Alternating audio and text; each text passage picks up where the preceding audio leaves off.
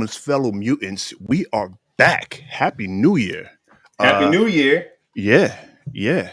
Jack, Happy New Year. Happy New Year. All right, there we go. Listen, we're back. I know it's been a while. I know you missed us. This beautiful face of mine, how much I light up your life every This week. beautiful face of ours, Rich. We're a Oh, team. that's right. Yeah, listen, I'm here with Jack Walker Pearson, Lawrence St. Victor, and Chris is being just Chris as usual. Chris is being Chris. He's celebrating his wife's birthday in Disney World, the best place on earth. I guess that's a reason to miss the show. Okay. It's not really, but we'll let it slide this time. First show of the new year and he's out. We are back. We are three brothers, but right now, two brothers in a shot of milk. And we are here to talk video games, comic books, movies, TVs, and a whole lot of other stuff. Anime? Yeah, we could talk some anime too if you allow me. Action figures? Make it sexual, bro. Anyway. Oh, action figures. We got a lot of action figures. Y'all don't act like you don't talk about the alley the way you talk about the alley. All right? You're right. But yes, I am your host. Why is it so dark in Lawrence's office today? We already talked about this earlier. We talked about this earlier. I have a light on, but eventually the sun's gonna go down. He's just going spotlight, Lawrence. Spotlight, baby. Come on. All right. So, gentlemen, what's going on? It's been a while. How's everybody doing? What have you been watching? What have you been reading? What have you been, playing with? Building? Hey. Oh, well, that's interesting. I'll tell you what I built. Yeah. I was going to save this one, but so I did. I texted the brothers and I said, "Hey, I know one of you guys have this thing. How long does it take to build?" 2 years, Jack. It takes 2 years to build. Why is everything in arm's reach for this guy? Yeah, for real. I'm prepared. What is he, Mr. Fantastic? I'm prepared. So I go, "How long does it take?" Lawrence says 2 years. It took about 2.5 hours to make this thing. Then explain why mine is still in the box, Jack. I guess 2 years if you have a small child. That could be fair. I was going to build it over the break, too, and then... Yeah. You know, it was fun. It was a gift, and I enjoyed putting it together a lot. I watched Rebel Moon. Wait, go back. Oh, did you make it a snap? Because you can build the snap, right? Or build it just open. Well, right? He moves. You can move it. You would know that if you built it, Yeah, I'm about to. It takes a while, Rich. It's a very cool. Cool. That's how you should have it posed, Jack. Yeah. Okay. That's sick. I mean, it's cool. It's very cool. So I like having that on my shelf. But I watched Rebel Moon, which let's talk about that real quick. We all saw it, right? I saw it. Yeah. Yeah. Did you see it? I did. Oh, you okay? So what you think? Right. So I also watched. No, I thought Rebel Moon was like. I don't care if it's like doesn't make sense. I don't care if it's just action packed.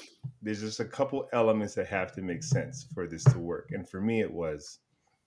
How do you recruit? Spoiler alert. How do you recruit 10 people to fight a war against a freaking giant armada thing? You have to have space Nazis, right? So basically, in movies like this, like Rogue One or other things where people are outnumbered, the goal is the 10 of us are going to infiltrate the ship, set off the bomb. Like there's a goal they're going to do. They're not just getting together to go 10 against 100,000. Right. And I'm like, how are you getting more than 100,000? Right. So how are you getting all these people to sign up? Technology to go fight against this government? Technology. Oh my god! But I'm saying the discrepancy between the group of people that were assembled, knowing what they were going against, but why? And they were going against them to just basically fight in the field, to fight and die. Well, every single one of them was like on a martyrdom quest. So all I needed them to do was the 10 of us can infiltrate, blah, blah, blah, set off the da-da-da, and that'll hurt them. That's all I needed. Just give me that bit of plot armor. Yeah, you needed plausible anything. Deniability. There you go, plausible deniability. You needed anything to let the audience know that they knew what they were trying to do. As opposed to every time someone was recruited, they basically just agreed to get killed in a field. and you're like, with a wait, bunch of farmers. wait, Yeah. why are you guys doing it? Like, Because and the grains. We got to protect the grains. So that's the only part for me.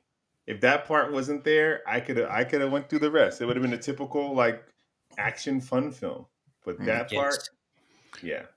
yeah. I watched. Listen, that thing couldn't have been a movie. Oh, I'm sorry. That's right, Jack. No, go ahead. Continue. Go ahead. I- We're still talking. They would have. It would have been better if they made it a series. Honestly, not actually, it wouldn't have been better, but it would have made more sense the way they had it. The way they had You it set might up. have been able to develop some of the characters. Yeah, because the way Yeah. they had this thing going, it was just like, why are we riding? Why are we riding the And like, Griffin? why is that? Why is the Indian dude got no shirt the entire time? Like Man, Harry Potter did it better. Ain't none of y'all care about when them girls was in bikinis and Baywatch. Let the ladies have some eye candy for crying out loud. Yeah, okay. Why did he need to ride the Griffin? It did nothing. It did nothing to the story. Dude. It looked cool though. It's Zack Because- Snyder's visual coolness. With But- all the slow motions. But it's because it's what you said. It would have been better as With a all the series. slow motions. He was trying to pack in. This movie was character actually moments. about 30 minutes long. That's probably true. He was trying to pack in character moments in one movie. When if it was a series, each episode would have been we're recruiting this person. Next Yeah, that's episode, true. we're recruiting that person. So like he tried to figure out how to like use these moments so we understand that he's brave because he was able to tame a griffin. He's also empathetic. I don't want to talk about it anymore because it will be spoilers. What they set up at the end of the film, that's supposed to be the hook to watch the second half of the film. Also, it's a 2-part movie. Was like, wait, why didn't you just commit to what happened? You got to undo what happened in order to make us. But it's not a 2-part movie. It's a 3-part movie. It's technically a 3-part because we're also getting a rated R director's cut of part 1 coming out. Yeah. No. It's going to be 3 parts with each. So when part 2 comes out, then he's going to put out part 1, the director's cut, and then when part 3 comes out, he's putting out part 2 director's cut, and then a little bit later on, he's putting the director's cut of part 3. You know what? It actually might turn out pretty good then, because we're now looking at a 10-hour movie again. We know Snyder delivers when he got time to do it. You're a hater, Jack. All right. So the other thing I watched was Dream Scenario. What was that? Is that one again? Dream Scenario was a small kind of art house film that popped off at near the end of the year, starring none other than Nicolas Cage. Playing an average guy, and the world just kind of overnight starts dreaming about him. Yeah, okay. It was, it was pretty interesting film. The third act, the movie kind of fell apart for me, but I enjoyed it. I also watched American Fiction, which is pretty don't spoil that at all. I can't wait to see that movie. Yeah. Don't say a word. Well, I will say this word: if you're trying to support this film in the theaters, you should go sooner rather than later because it's a small film and it's not going to stay there very long. And so if you want to see more content like it, support the content like it when it comes out. I'm kept up with Reacher. I've been watching Reacher. I got to tell you. You haven't. I haven't. I'll tell you what I don't get about it. I don't get how everyone's able to run away from like machine gun fire. At a jogging pace. 2, right. 2, they're partnered with a cop, pseudo partnered with a cop, but they're just murdering. Reacher and his team are just murdering everybody they come in contact with. That's true. And the cop's like, it's like it's like one of them old 80s movies, man. It doesn't make a lick of sense though. When them old Dirty Harry movies where like there's always a cop that turns the other way because justice has to be taken care of on the streets. They go into they go into the drug house and they just kill everybody in the house and forget to ask any questions. And you're like, why'd you go to the house in the first place? To get drugs off the street, Jack. I guess so. I enjoy it for what it is, but I feel that's what I'm saying. I'm caught up with it. The issue. Oh, Connie, what's going on, Connie, Alaska? Happy New Year. Reacher it was problematic for me last season, but this season is problematic. I would say my issue with Reacher is if it was all the way farcical, like John Wick, mad fun. If it was all the way super realistic, Born Identity, mad fun. But it's like in this middle of you're not so real, but you're not so abstract either. But season 1 was too real for season season 1 was too real for season 2 to operate the way it's operating. Listen, they had to go bigger, including he Richard. got bigger. He got bigger. I tell you what don't make no sense. He goes into thrift stores and they have his size. Rich, I can't go to stores and get my size sometimes. Time. He didn't even look at the pants. He just grabbed them off the shelf. He's so these will fit. That boy's big, guys. That's a big boy. I watched Love and Monsters, which isn't a new film, but it's on Netflix and it's pretty enjoyable. Love and Monsters. I watched Gran Turismo, the movie, which was surprisingly better than everyone made it out to be. Which maybe that's why it was better for me, is I wasn't expecting much. Chris liked it though, right? I mean, Chris. Yeah, but likes Chris. Venom, so y'all gonna start talking about my cousin. The only other thing I watched was Overboard, the 1987 classic, and I gotta tell you, the movie holds up for me. And it's a Christmas movie. Yeah, right. It's definitely a feel-good movie. If anyone wants insight into what my upbringing was like, go watch the 1987 classic Overboard. It's pretty much a blow-by-blow what was going on at my place. Living in the forest, getting poison oak, running around like maniacs with your siblings. Your dad's a carpenter. Your mom's got no idea what's going on. It's a really good time. Did you ever see the they did a remake? I couldn't bring myself to watch it. It felt, and this is why, and not to be politically incorrect, but it felt like it was a ploy on low-hanging fruit at the time. Like the way it was kind of gender swapped the story to make it fresh. It didn't feel special, but also I was sitting in 80s nostalgia. That movie was something for me as a kid. So watching it kind of be retooled, I wasn't interested in it at the time. So I haven't actually seen it. It might be great. I haven't seen it either. I was wondering if you saw it. I never seen either of them. Rich, I'm just putting up a little my bad if I look distracted. I'm letting people on Instagram know we're live, baby. Are we live? We're live. Yeah, I think we're live. I think that's what we're doing here. Man. So what else? What you got? 3 weeks been? This is the longest amount of time we've ever taken off. Yeah. And sometimes you need, but there's also a very content slowed to a stop as well. It did. To a degree. Depends on what you're looking at. Well, none of us saw Aquaman, right? So nah. No. Chris?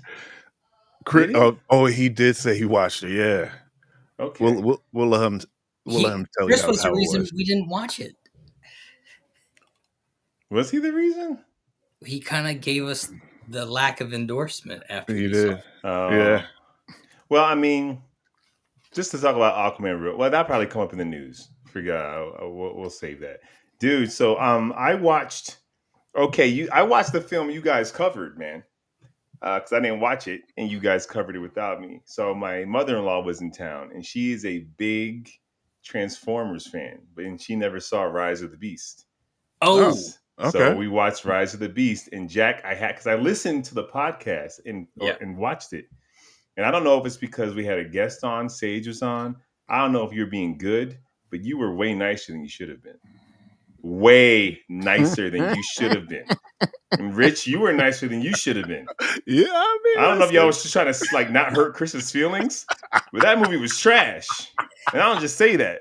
That whole thing didn't make no sense from the beginning. I mean, listen. There's another Transformer movie coming out this year. It's always there is another Transformer movie coming out. That's not surprising at all. It's just I don't want to go into it too much because it's been covered, but it was like there was no reason the Beast did not destroy that key. Their home was already destroyed. True. Splitting it in half so no one can find it. Just destroy it. Why did you not destroy it? I know, because we need plot. It just made no sense. You guys are really, really nice. Of course, Reacher. We just talked about that. Been watching Reacher. Mm-hmm. Jack, I watched The Killer. You said you watched that. The Killer. Michael Fassbender. He's like an assassin. Oh, I watched that as well. It's on Netflix, right? Yes. Yeah. I watched it. That was pretty all right. I enjoyed it. It was terrible. I enjoyed it. Rich, it was I enjoyed it. Terrible. I don't care. I enjoyed it. He voiceover monologue the whole film, and like nothing happened. I mean, you know, it is what it is. Sometimes things don't happen.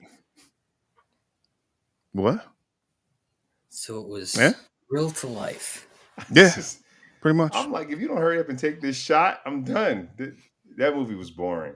And this freaking David Fincher, the guy who directed Fight Club and Social Network, he made Facebook look like we were watching two guys going to war. How did this movie feel slow to me? I don't even know. I don't know either. It's pretty crazy. You liked it, so don't just start being. Hey, listen, man. What else? I beat Spider-Man 2. Hey, did you? That means I can borrow Spider-Man 2. I beat the story. Okay.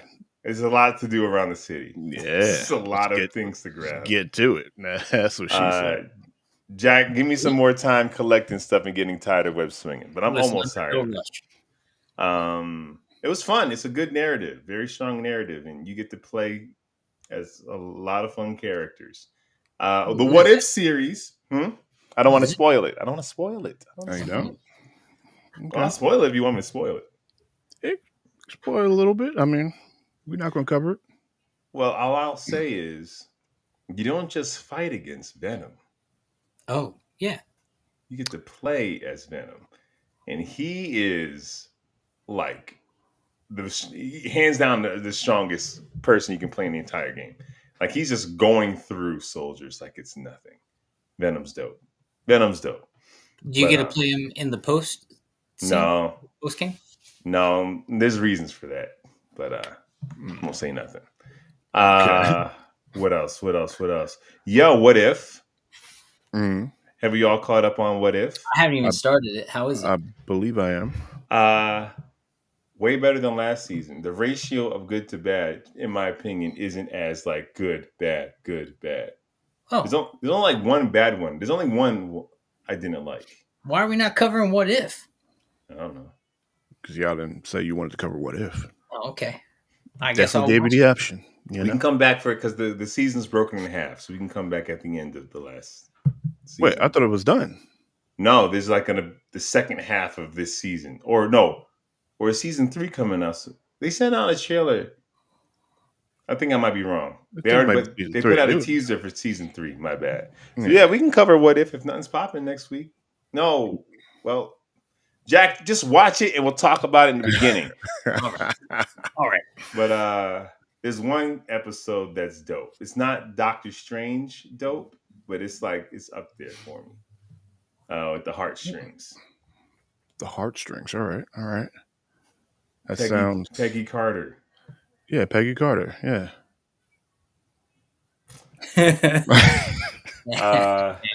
What else?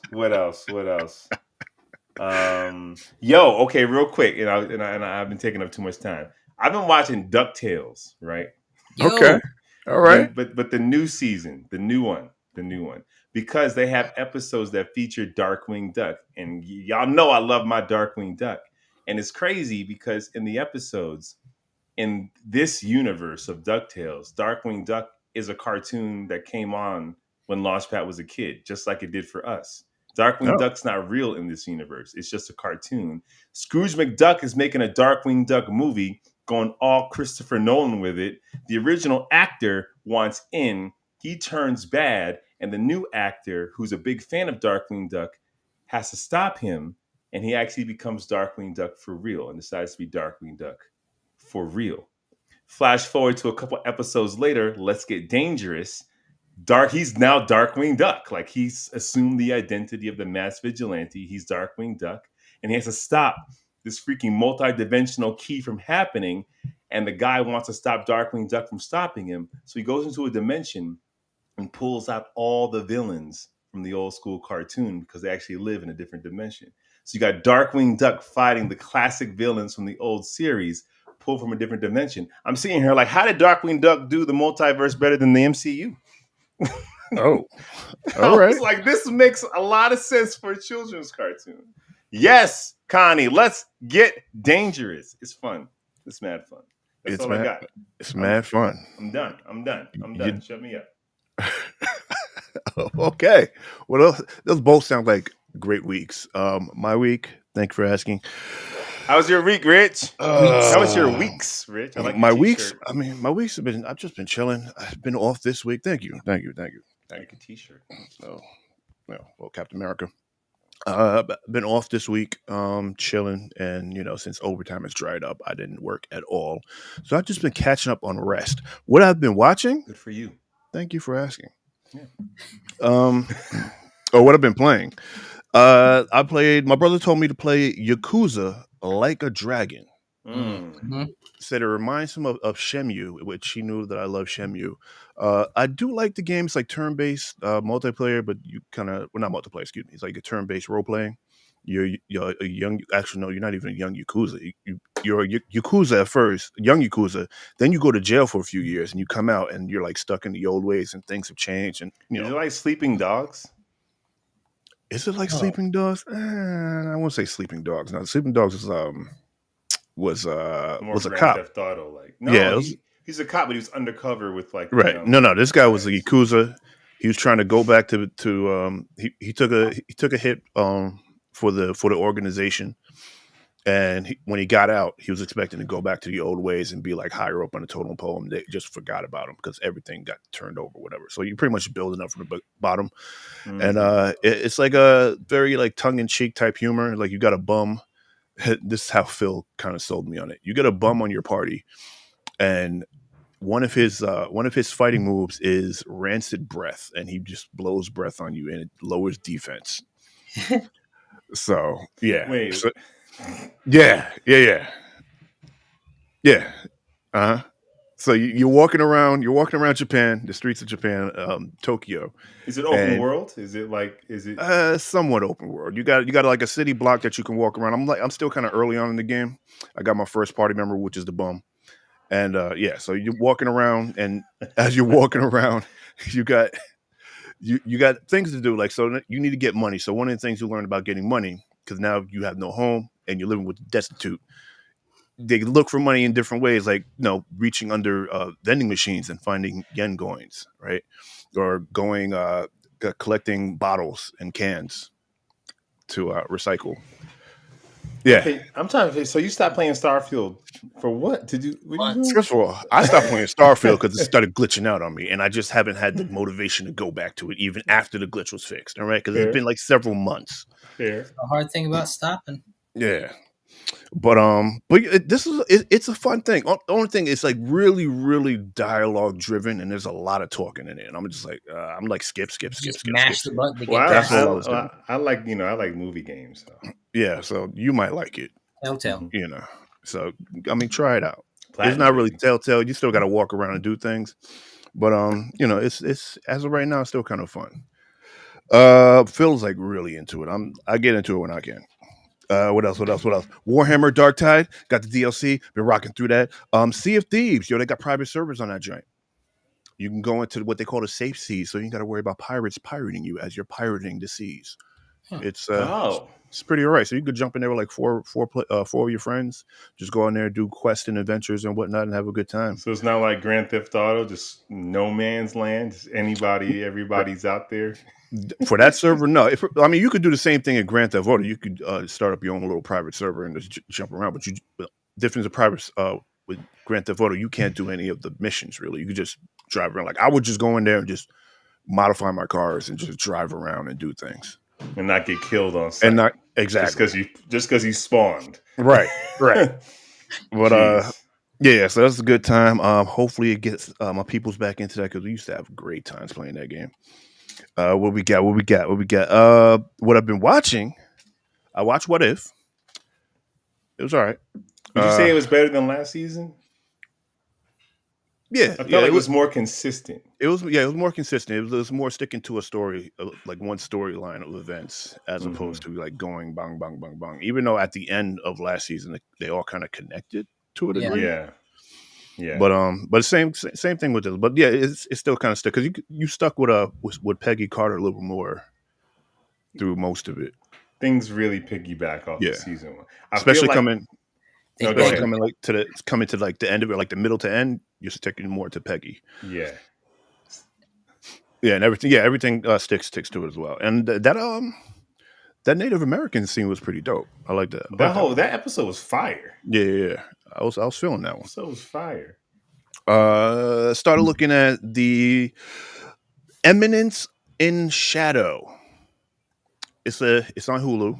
I know Chris will never watch it. It's an anime. It's dubbed. So that means I might watch it. You might watch it. It's pretty good. It's about a dude. I mean, a lot of what I've been watching lately has been like, guys being reincarnated or being dropped into another world. But that's like a lot of animes, right? But this one is kid is born into another world. He's like in like a noble or like somewhere into that reality, and then he gets powerful. Pretty much, he's like OP powerful, and he brings his real world knowledge into this world, and he doesn't do it to become powerful, even though he kind of does, but he does it to make money. So he brings like the knowledge of chocolate and he opens up a candy store. He brings in he's opening up businesses. But it's entertaining the whole time though. He made a lingerie store. He's making all these businesses throughout the city, and he's expanding, and he's trying to be a mediocre person during the day. So he's going to school, trying to be regular. He's trying to be like the background character. He's not trying to stand out, but he eventually stands out. And it's I'm enjoying it. I just finished season 2 on it, and it's pretty dope. Like, you should watch it. So wait, real quick. Speaking of anime, did you jump back into Zom 100, sir? Not yet. I haven't had it in me to sit there and read. I'm like, man, I'm on vacation. I don't feel like reading things. Now you know how I feel every day of my life. Dude. I'm pretty sure it's getting good because when we last left off, we had what I'm saying. The doppelgangers, the bizarro world popping up. Yes. Yeah. And there is no filler. It goes. It just goes. I need to put on my reading glasses. All right. Yeah, it's worth it. Delicious in Dungeon. That was on Netflix. What? Okay. I saw that. What is this? I saw the image. Okay, so pretty much you start off with an adventure, a party. They're in a dungeon. They're fighting a dragon. And my man spaces out and had an inner dialogue. It was like, man, I'm really hungry.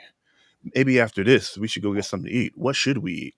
And then his sister, who's a wizard, pushes him. He turns around and he's like, oh, why did she do that? What is this look on her face? Next thing you know, she's getting chomped on by the dragon. And on her last breath, she teleported the remaining party members out of the dungeon. So now they want to go back to go save her, but they don't have enough money because now they got to get more equipment. They got to get supplies. They want to save it, but they're broke. So they have to open a chocolate shop. You watch all the same stuff. No. So they're figuring out, how can we go into this dungeon to go save my sister without having, buying supplies like food and stuff like that. So they come to find out monsters are edible. So they start, the monsters that they start fighting, like they don't have to leave the dungeon because all their food is right there. All the monsters that they fight, they can eat.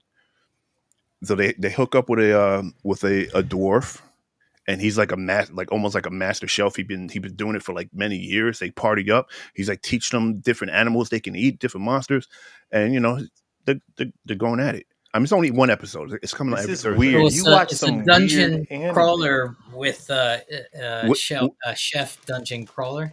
That's it. It's a chef. It's like a cooking show dungeon crawler. That's right. And I'm all for it. I was enjoying it. Yeah. I can't even. All right. I got one more. No, I got two more. Tacoma PD. This is not anime. This is made after the Super Troopers. The people that made Super Troopers. It's all right. It's Don't worry about that little guy. It pretty much runs that whole the humor. It's still funny at times, but I pretty much had it on in the background just to have on in the background. And then the other one that I told y'all about. Let me not butcher this. Mushoku Tensei, Jobless Reincarnation. Yes. When I tell you this show has just the right amount of action, drama, heartfelt, sprinkle some perviness in it. it is a great anime. Oh, It's great. Are you highly recommending it? I'm highly recommending this. You're telling me to watch it. I'm telling you to watch it. Yes. Okay. Jack watch it too, but it is great, and it's it's dubbed. It's the sprinkle some A sprinkle of perviness, nice Japanese perviness, and this thing hits, bro. Like this dude. Oh man, it's on season 2, and the time that we left off, he's now 15 years old. This guy is all right. So this is the premise: 35-year-old, 35-year-old jobless recluse, right, in Japan, gets kicked out of his home. He goes out. He saves a young girl by pushing her out of the way of a truck. Gets ran over. Right. He gets reincarnated into this new world. Like he dies, and next thing you know, he wakes up and he's looking at people, and he's like, "Oh, wait, what's going on? Oh, I'm a baby." Right. So he still has his mind of a 34-year-old, but he's in a baby's body. I see. Yeah. So he's going out with his whole life with the same mind, living life anew. And now this is a world of magic and swords and wizards and everything like that. And he becomes an OP wizard, right? He learns how to cast spells without incantations. He can just do it by feeling. And he's just out here living life and going through all of the woes that he didn't do. All of life that he didn't do because of how he was treated in the real world. What's the pervy part, Rich? He's a kid. Come on, it's right there. It's in the setup. This is like Tokyo Revenger. Kind of like Tokyo Revenger, yeah, a little bit. Except he's not jumping back and forth. That, like if you could re-roll the die on life randomly, but keep everything that you retained. That means you can't date your 14-year-old girlfriend again. Well, no, he's not dating his 14-year-old girlfriend. He's starting all over. Yeah, you can't date any 14-year-old because in your mind you're in your 30s. Well, then maybe you shouldn't watch this because he's been dating some 14-year-olds. Actually, no. By the time he was 14, he was highly depressed. So yeah, when I tell you this dude was going through it, he was going through it. Real life stuff. Anyway, in fictional world. But that was my week. Nice week. Wait. What? It was Christmas. It was Christmas. Merry Christmas. Jack got me something for Christmas. What do you got you? First up, if you smell what the rock is cooking. Jack got me this dope toy. Comes with his freaking wardrobe, hands, different head sculpts, and not so this figure is alone, standing almost naked. He got me another person that's almost naked. This He-Man figure, which is like a kind of like a desktop. This is dope. It's a desktop figure of that He-Man series from the early 2000s. Oh, yeah. That's not like the ones that I got. Yeah. Yeah, man. And he got me this T-shirt. It's a little cold. That's why I got my hoodie on. He got me this T-shirt that says Dad Man.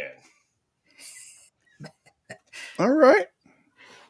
Okay. Thank you, Jack. Yeah. He enjoys it. He's wearing it close to his heart. I am. How about that? Yeah. Listen, I've got a question for you. Mm-hmm. What's the difference between a priest and the Joker? What is the difference between the priest and the Joker? The Joker doesn't get hard when a kid walks into the room. Anyway, so we move along smartly. We go around the corner. Where'd he go? You're sick, Rich. You're sick.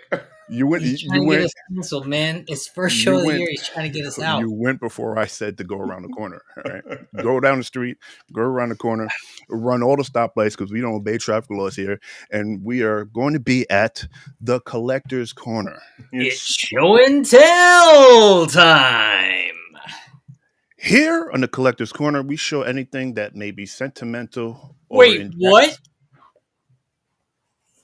I'm sorry. In Jack's case, I was going to say. Never mind. What do you guys got? All right. Wait, Jeffrey's here, everybody, and Jeffrey's like, I think he's so hung up on your joke. Kylie's like, don't ask Jeff. Show and tell time. All right, I'll go What first. What you guys got? Come on. So I'm showing off a couple customs I made over the break. I'll start with this guy. I wanted a good Clark Kent figure, and I didn't have one. So I made this guy. Can you guess? Hold on, Jack. Hold that thought. Hold on. Let's get you. Can you guess what figure I used to make this guy from? No. Who is that? It looks like a Japanese lawyer. He's looking very figure arts, but no, the head would be too big for figure arts. How about start with the body? No, I'm looking at the body. J. Jameson? There's an ab cut. J. Jameson, right? So I based my mod off of this kind of classic comic book look where he's in like that deep dark blue red tile. That is okay. I know that body. So that body is. Pretty sure you know that body. Come on, that body. That's Matt Murdock. It's the Spider-Man No Way Home figure. It's not. That's good. It's actually. It's actually this guy's body. Oh. Who John made him? Wick. Is that did McFarlane make that Who made that figure? No, it's who did make that figure? This is from the second season, the sequel.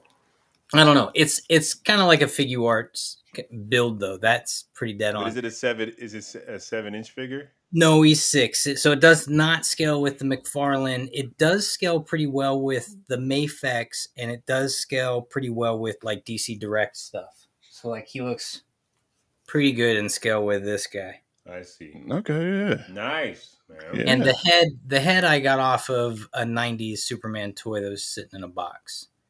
All right. So I finally got my Clark Kent I like, and he's mobile, unlike some of the other figures. What about the glasses? I'm working on those. I'm working on a hat and glasses and probably a newspaper. Now, John Wick came with this dog, so I figured I'd give that to Batman because I got my Crypto. Gotta give him an Ace the Bat Hound. That's right. And then I turned this guy that came with Crypto into my all season Superman. There you go. Nice. There you go. This beefy body didn't make any sense. I mean, it's definitely a bizarro sculpt, but unless you're pairing him with a beefy body makes sense to somebody out there. Yeah, Jack. It don't for Superman though. He don't scale with anything. But it looks. That's the problem. He was drawn. You remember in the 90s, he was drawn ridiculously big, but so were the other characters in that book. Everyone was drawn ridiculous. No, but this body was based off the Superman Returns.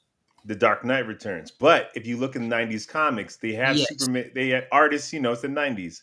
But you can't scale him with anyone else. That's the problem. What I'm saying is McFarlane dropped this body sculpt with the dog as Superman Returns.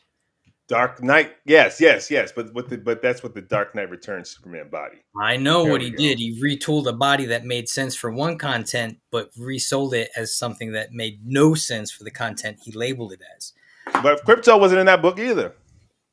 I know. It also made no sense. But I'll tell you what did make good sense. Now, this guy taking his mullet Superman and putting him on...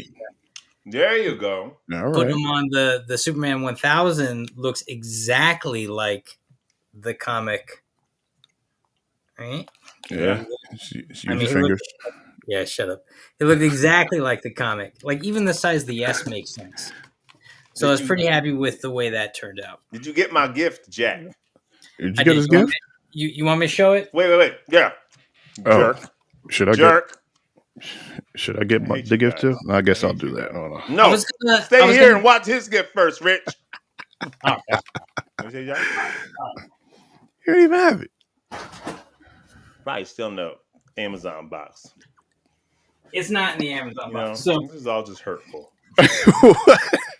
I was gonna do an unboxing and probably a modification of some of these figures. So Lawrence got me the Atomic Skull and Superman 2-pack.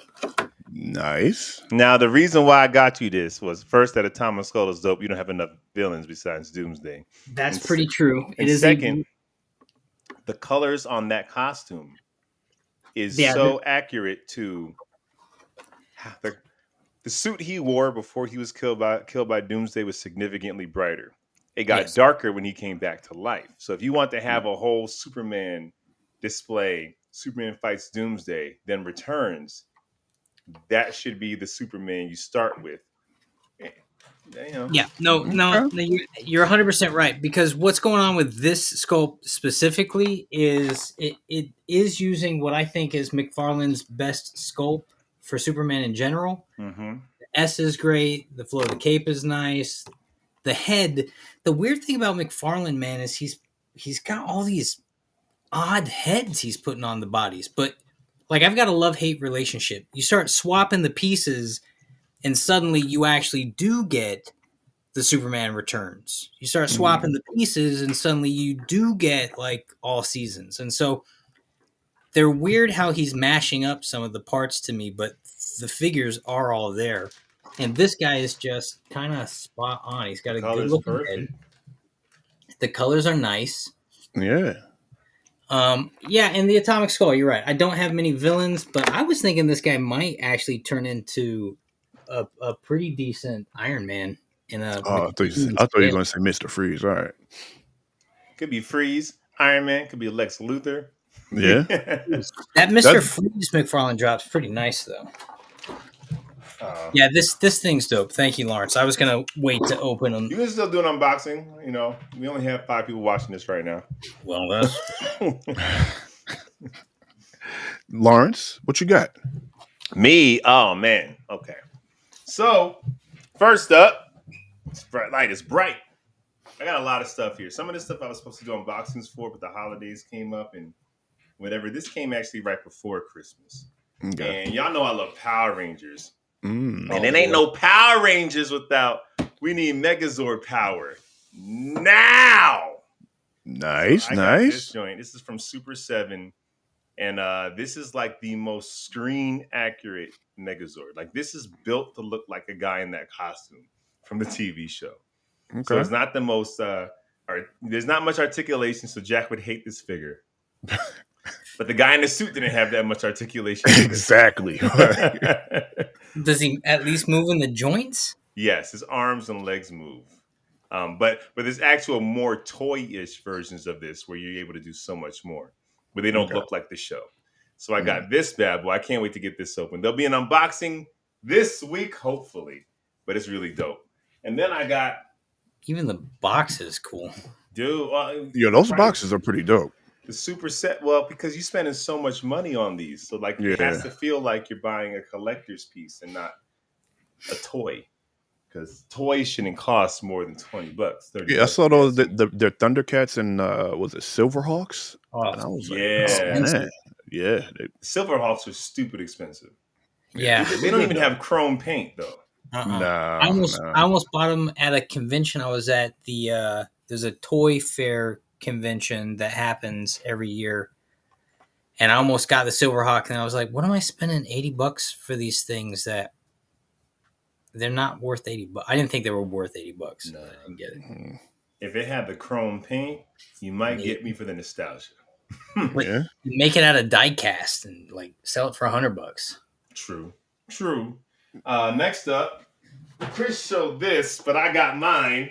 This came after Christmas, and I had to actually go to I had to cancel my Target order and cancel my McFarlane order because it was taking too long. So I went to figurineforall.com. For all of you looking for figures, there's a couple Canadian stores that you can really get some great deals. Pretty much retail price, but you have to pay a little bit more in shipping. Figurineforall.com and cmdstore.com. I buy figures from them. And they have stuff that you can't find at Target, Walmart, and if it's sold out on McFarlane and Amazon. But basically, I got that Batman and Robin pack, man. I got that George Clooney Batman. Nice. Bonk. I got that. Bonk. All right. Poison Ivy. Now, what's great about these figures is their face sculpts are actually a lot closer to being a little bit more animated and cartoony. They're not dead on likenesses. So Okay. she would work in just your regular Batman display. She would work with the comic figures. They all would pretty much. And I got that Alicia Silverstone Batgirl. Bonk. Bonk. And of course, man, this is what I really want, that Chris O'Donnell Robin figure. Dude, pretty much in a Nightwing costume. You know what else? And then, of course, you got Mr. Freeze. That cool, cruel Mr. Freeze. All right. Boom. Yeah. I can't believe, like, Chris got this like a month before me. I'm going to do an unboxing before him. Yeah. That's how it goes. But I'm very excited for these figures. Arguably the worst worst superhero movie of all time. But the figures are fire. Figures are fire. I mean, some of the dialogue in that movie is just. Actually, you know what? I think that movie ages well. I think. Because content's just kind of matching it over time. Here's my pitch. I think when that movie came out, as kids, we were watching Batman the Animated Series. Batman was getting his back broken in the comics. We came off that Burton stuff. And when that movie came out, it was far too campy. But now we're ready to accept different versions of Batman. Now you're like, okay, one can be campy, one can be darker, one can be more realistic, one can be gothic. You're open to it. So if you watch Batman and Robin movie, like it's a live action Adam West movie, it's actually not too bad. But you have to watch it like a live action Adam West movie. Rich. If you say so. If you say so. Look at your background. I didn't like it. What about it? Don't worry about that. Don't. Are you opening a toy store? You're gonna open some of this stuff. Don't worry about that. Don't worry about that over there. Okay. Oh. What do I have? Well, I was going to show this one. Gargoyles lit up though. That Chris got me, but I'll wait for him to come back. Actually, let me get yours. I didn't open it up. I'm sick of you guys.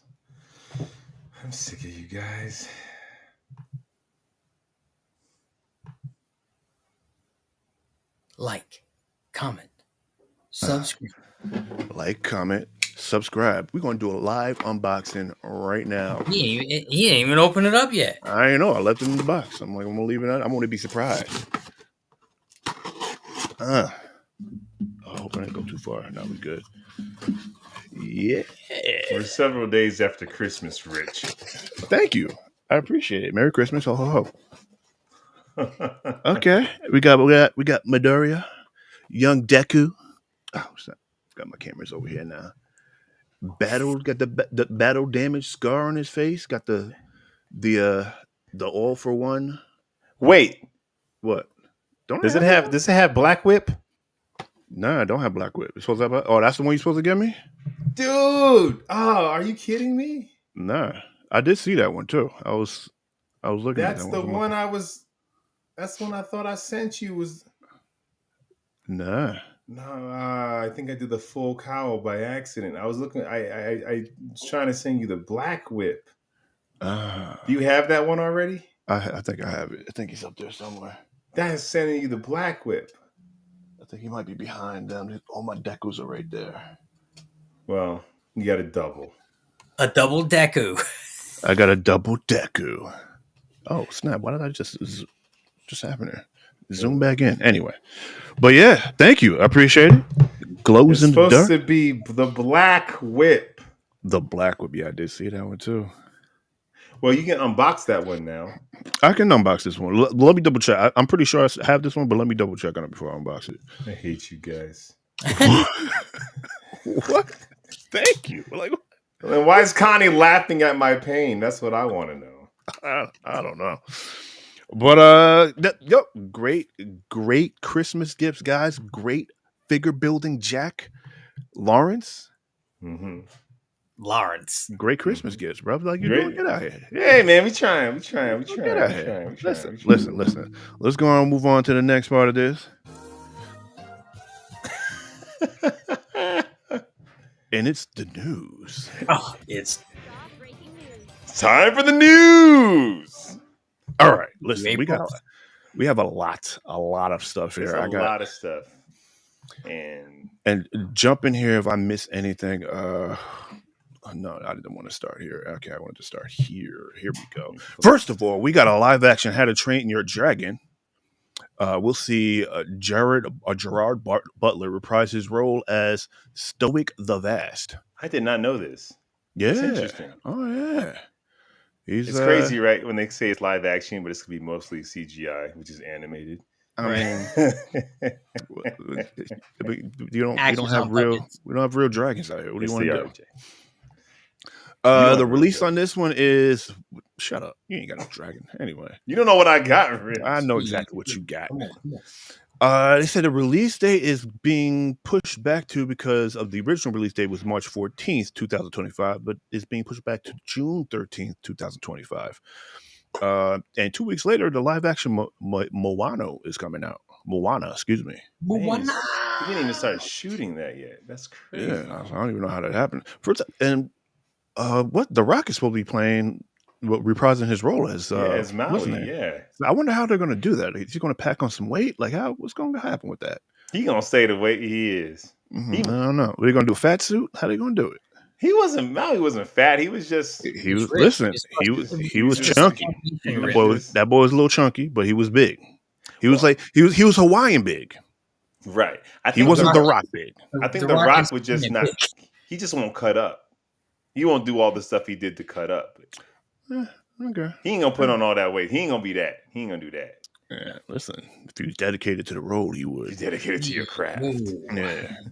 Ahsoka star Rosario Dawson shares big change Star Wars series made to Anakin. Big change Star Wars series made to Anakin Skywalker's return. Hayden Christensen is returning. Has returned as Luke Skywalker. I'm sorry, Anakin Skywalker, also known as Darth Vader. Is this a sequel? Is this going to be like the next season of Ahsoka, or is it like a? It's going to be the next season of Ahsoka. So he's coming back to season 2. Coming back, and my thing is, he's dead. Yeah, right. So what are we just doing? A whole bunch of flashbacks? Force Ghost. Maybe. I didn't even think about the Force Ghost. Force Ghost. Well, that's kind of how we got him last time. Yeah, but I felt like she crossed that bridge. It's like there's no reason for her to literally. Yeah. They really put a bridge. That was good. All right. Okay. All right. I'm excited for that though because I enjoyed seeing him reprise. I enjoyed seeing him reprise his role and blend in the James Earl Jones Darth Vader and his Anakin. Finally seeing the two together was pretty cool. Yeah, that was dope. Avengers 5. Coleman Domingo speaks on rumors that have him replacing Jonathan Majors as Kang the Conqueror. Coleman Domingo can do anything, but let me ask you guys this. What has he played in? A lot of things, but he was in Fear the Walking Dead. He was in Euphoria. Fear the Walking Dead. Who was he in Fear the Walking Dead? I didn't really watch it. I just know he's in it. He's a black dude, real smooth kind of talker. He's got that kind of voice. Euphoria. Huh.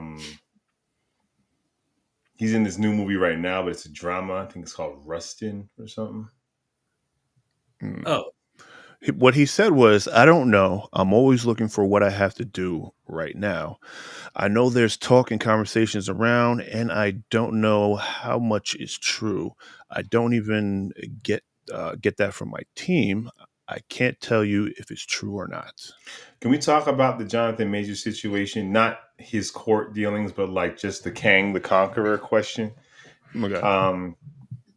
They went out of their way to make it so Kang doesn't have variants that don't look alike. Yeah. They all look alike, but we also know in this world there's variants that can look nothing like you. Right. A lot of fans are like, just get off the Kang train. Just get off of it. Train. Well, but can we?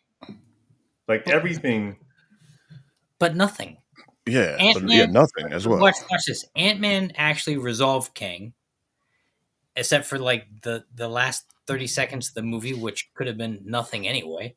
And the Loki series resolved Kang. So no, I don't think they did. I think the Loki series still stood that without the he who remains, they're coming. They still might come. Did Right? you see the end of Loki? Yeah, he's holding all the branched worlds, but Yeah, but Kang's not. Why? Why again? I can't say without spoiling You it, can but spoil it. It came out 3 months ago. okay. Go ahead. Loki takes care of Kang and then goes and puts himself at the head of everything above Kang. Even above Kang is Loki. Right. But Loki is holding branched timelines, right? Loki is holding all known existence. Well, that can't be true because the Watcher doesn't seem to know anything about Loki in the What If series. What If series, but we know from the last season's What If that nothing from What If actually pays dividends in the MCU. So it's we also know that nothing from these TV series pays dividends. That's why Kang even more doesn't matter about anything. So you're saying get rid of Kang? I'm saying, what's the difference? Like, honestly, I'm asking, what's the difference? If they just establish another new villain and actually start establishing a villain, Doctor Doom. Yeah, what's the difference? Galactus. What's the difference? Yeah. And that's nothing to take. I'm not taking anything away from his performance in the role of Kang. I'm talking about the way that character was established in the content. If it just Thanos snapped itself away, what's the difference? You still got a massive question mark at the end of Ant-Man. That's the issue. Like, what was the point of it? The Kangs are coming, and even though Ant-Man didn't do well, more people saw Ant-Man than Loki. So you still got to kind of do what the movie's doing. The TV series can't be the ones carving the narrative. But where was that realm even? Where even was that realm that we saw all the Kangs? No clue. But they all said they were coming to Earth or something. Yeah, they're coming to that dimension or that universe. Yes. I don't know. What the difference? That's do we just Rich? What do you think? Do we recast Kang or do you just jump into a different thing? They can really jump into a different thing if they need to, because he can still be Kang but just look different. Listen. So you would keep the Kang character. Sophie is Loki, but Sophie's banging himself. Like Loki's banging himself, but in a or was. But in a different, like, literally. Don't we all, Rich? I mean, listen, that's we're not talking about private life right now. Anyway, moving along smartly. Yes, Connie, moving along. Well, I think either way can go. I do think that similar to the Flash, you kind of have to get out of Dodge, and it may not make sense story wise. Like, even if you cast Coleman Domingo, it's still going to have the smell of it's a different person because of what happened. It's never going to feel, you're never going to be watching the movie and not be taken out by it. Right. So I don't know. Even as a variant of the variance variant. Because you know that's not what's up. Yeah. Yeah. All right. Hey, listen. Marvel sees Saber incorrectly identify Kamala Khan, Miss Marvel, as an Inhuman. Huh? Yeah, I mean, I thought she was supposed to be an Inhuman. She's a mutant. How is she a mutant? In the MCU, in the MCU, in the Miss Marvel series, they said like she's the first mutant. So what are they talking about? Saber sees, so they identified her as a mutant. Right, they did identify her as a mutant. Yeah. Yeah, you're right. So I guess in the Marvels they identified her as Inhuman. And in Inhuman is like a new god. Right. Yeah. They're not mutants. They're like god. Or are they Marvel people? They were. Know. This is just one more example how it doesn't matter. They were humans where they had a specific like gene that was activated. Right. So then they're mutants. Pretty much they're mutants, but they call them Inhumans. So what the difference is? I don't know, bro. Okay, according to Marvel Comics, not the show, Inhumans are creation of human evolvement. So I guess they're connected to the Kree. Kree evolved them or something. Whereas mutants are just evolved human beings of just naturally. Right. I guess I don't know. Marvel heads let us know because I don't know. But okay, Yeah, okay. I guess it matters. I guess so. I mean, matter to someone. Fantastic Four Marvel Studios reboot will reportedly be up and running sooner than expected. Thank goodness. I'm Yeah, excited for that. I'm yeah. excited for that. This will be the fourth reboot of this series. Yeah, Yeah. actually, This will be their fourth attempt at the Fantastic Four. Well, not fourth that. attempt. No, it's not their fourth attempt. Marvel has actually never made one. Whatever, man. It'll be the fourth attempt at bringing this content to life. No, Jack. Well, yes, the content to life, but Marvel licensed it out to other people. They actually never got a chance to make Fantastic Four. Yeah. Anyway, so it was revealed Studio's top priorities are finding the director for Spider-Man 4, writing the ship for Captain America: Brave New World, and getting work up and running on Thunderbolts and Fantastic Four. So I mean, And Blade, guys, where's that th- Blade? they don't say nothing about Blade. Unfortunately, they need They to. achieved it. They should. Wow. Where's Wow, this? Uh, where's the get it? I'll give you Fine, that where's one. this? I don't, I don't know where that was. Where, right, one of Thank these, you, bro. thank you, Rich. Jack must be stopped. Oh, X-Men Marvel Comics reportedly tried to poach DC's Jim Lee to take charge of upcoming relaunch. Wow, But that'd be Jim Lee awesome. was at Marvel. No, I love DC. Stay home. Stay But home, Jim. Jim Lee's your favorite X-Men look also. Pouchy belts. All the No, characters got pouches for no reason. I know. At least Batman makes sense. Why Cyclops? Y'all never see him pull nothing out that No, pouch. wait, I mean, did I send you he that? has to clean the screen, right? He Did I got to send you honor the clean. breakdown? There's a breakdown of what is in all of Cyclops pouches, and it's great. Really? Ridiculous. Really What do you got? great. Like he got snacks in case he gets He does. hungry. He does. He's got like the lens cleaners. He got the snacks. Man, Man, I can't. All right, hold on. Steven Yen on exiting Thunderbolts. I want to do a yeah. Marvel movie.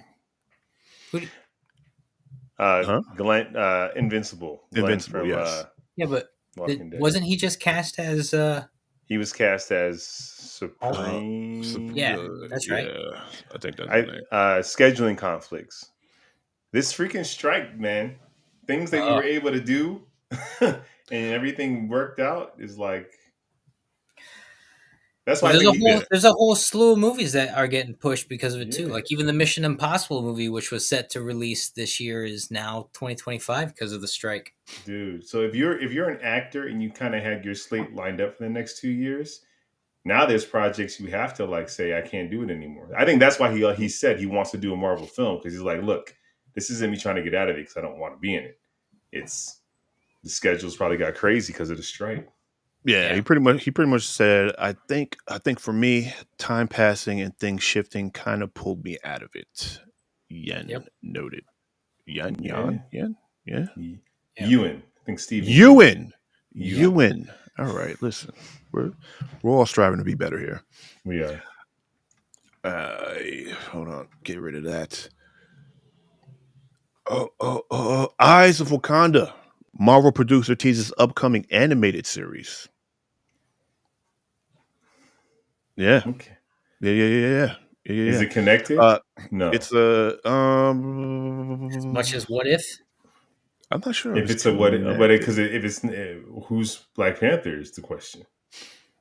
Yeah, I don't. Well, I think what's the name? Series still gonna be Black Panther. Or is the little boy a grown man now, or a teenager or something? Oh, that's right. I Like forgot about the little boy. depends. Like where does this exist in How time? far inside? There's no real details on it, but he pretty much pitched the show to Kevin, and he said, "Let's do it." I don't want to say too much about it. Only that people do not see it coming. Let it be its own thing, then, man. Stop. They're going in circles trying to make everything connected. Yeah. And Uh, not both both connected and not connected. I mean, when you look at the first 2 phases of Marvel, they were handling 4 movies at a time. They weren't handling 10 movies and 30 TV series, and just keep it simple. Right. That's why she's an X-Men in one thing and an Inhuman in the other. Connie says, I'd rather see Shuri as the Black Panther versus the little boy. I would like to see them both training the little boy. Yeah. Because that's kind of what the pitch was for.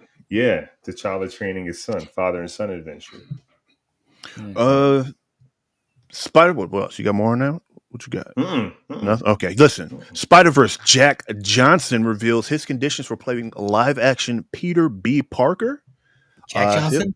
Yeah, Jack Johnson. The singer? Sorry, Jake Johnson. I'm sorry. Jake Johnson. Jack Johnson's the singer? Jack Johnson. Come on, man. Jack Johnson? I feel like he's doing a dick joke. Anyway. That's hysterical. Jack Johnson is a singer. He's a very good one, too. If you like chill, laid back, kind of cool, mellow, Jack Johnson's got good beats. I'm pretty sure your Johnson has great beats. Sure, he beats all the time. It's necessarily. You're acting like I'm making this up. Y'all are out of control. Y'all are out of control. Jack Johnson mixed beat. Brushfire Fairy Tales. The deepest beat. Making banana pancakes. Jack, stop talking about your Johnson. This is a child-friendly show. Jake Johnson isn't necessarily thrilled about the idea of putting on tights to play a live-action Peter B. Parker, but he would if Chris Miller and Phil Lord were involved. That's cute. Oh, those are the directors and creators of the Spider-Verse movies. I mean, that's cute and all, but you telling me you're going to turn on a project if the Russo brothers are directing it and Marvel's throwing all the money at it? Right. Stop it, Jake Johnson. And Connie is vouching for Jack. He is legit. Look it up. I'm not gonna type in Jack Johnson in my Google search. Look it up. No Johnsons on my Google search. No siree. I'll take it. Did we all look at the Echo trailer? Yes. Yeah. Echo looks dope, man. A lot of Kingpin in there. D'Onofrio's talking a lot of Kingpin, a lot of Daredevil in it. Right. Absolutely. It looks like, and it looks like they're just kind of going back on what they had established the other time. Jack Johnson, singer songwriter. Thank you, Jay.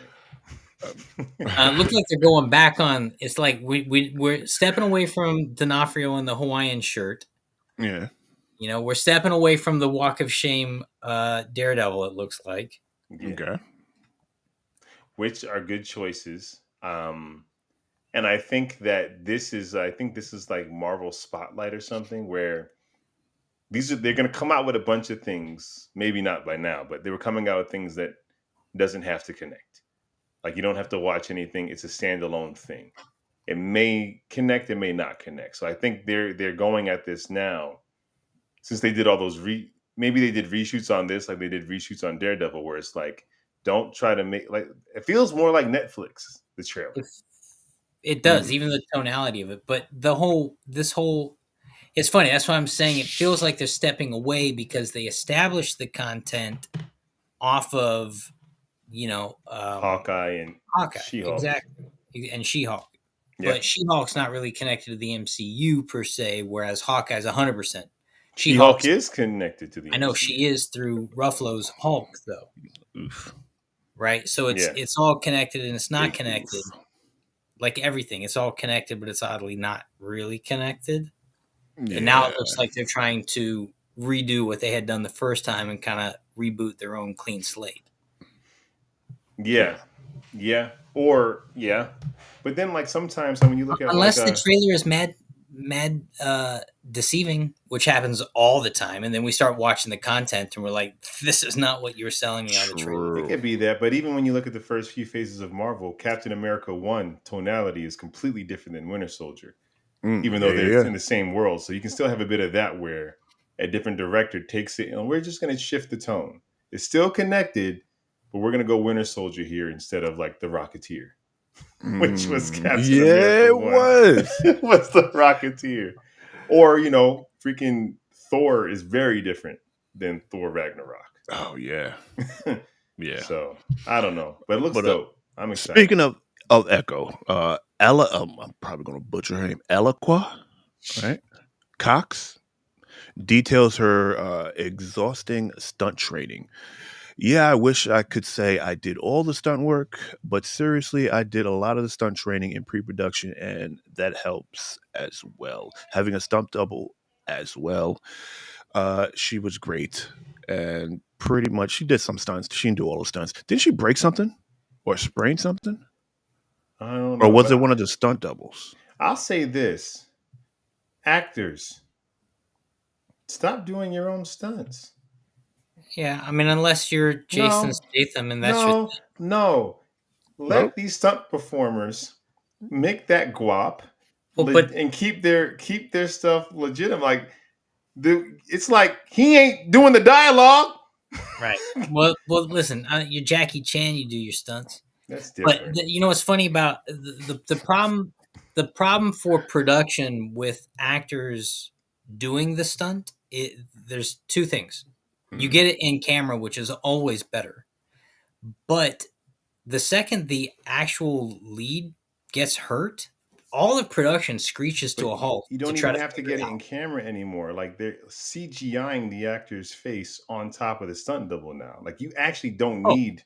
well, let's talk about Beverly Hills Cop 3. Eddie Oof. Murphy is apparently not in 60% of the movie. I believe it. His, they are And CGIing his head onto body doubles heads that are actually in the scene. Imagine getting cast in that movie and you're like, dude, I'm in a movie opposite Eddie Murphy, and you show up and it's like Joe's on set with oh, you. that's what DC Youngfly said. He was like, I ain't never act with Eddie Murphy. He's like, you had scenes with him. No, I didn't. I had Wow. scenes with his standing. I sneeze with his A stand. dude with a green a green mask on. Dude, Bro. that's what I'm saying. Like any actor stepping into an audition complaining that it's going to be different when I'm on set, dog. Half of on set is just green walls now, and the stand-in Yeah. is crazy. Yeah. You can't if you can't give the performance in a closet. There's no confidence you're giving the performance when you get on set. No. I had to act with a stand-in on Ugly Betty because Vanessa Williams still had to get her hair and makeup done. And they were like, we're on the clock. So we can Yeah, get your coverage with the stand-in and have the stage manager on the side read the lines. dude. Stand-in didn't even see the lines. Because sometimes the stand-ins can't, because if they start talking, they might get a bump or something. I don't know. Anyways, if she did her own stunts, cool. It ain't worth breaking your leg over. There's people that get paid to break their legs. And they get paid more when they get injured, which is They different get than the paid to break actors. their Oh. legs. Yeah, stunt doubles, if they get injured, you got to pay them. Want me to do that stunt again? You got to pay me more. Let them make their money, man. Okay, yeah. Let me ask you guys Uh, this question while we're here. okay. Mission Impossible's dope. Right.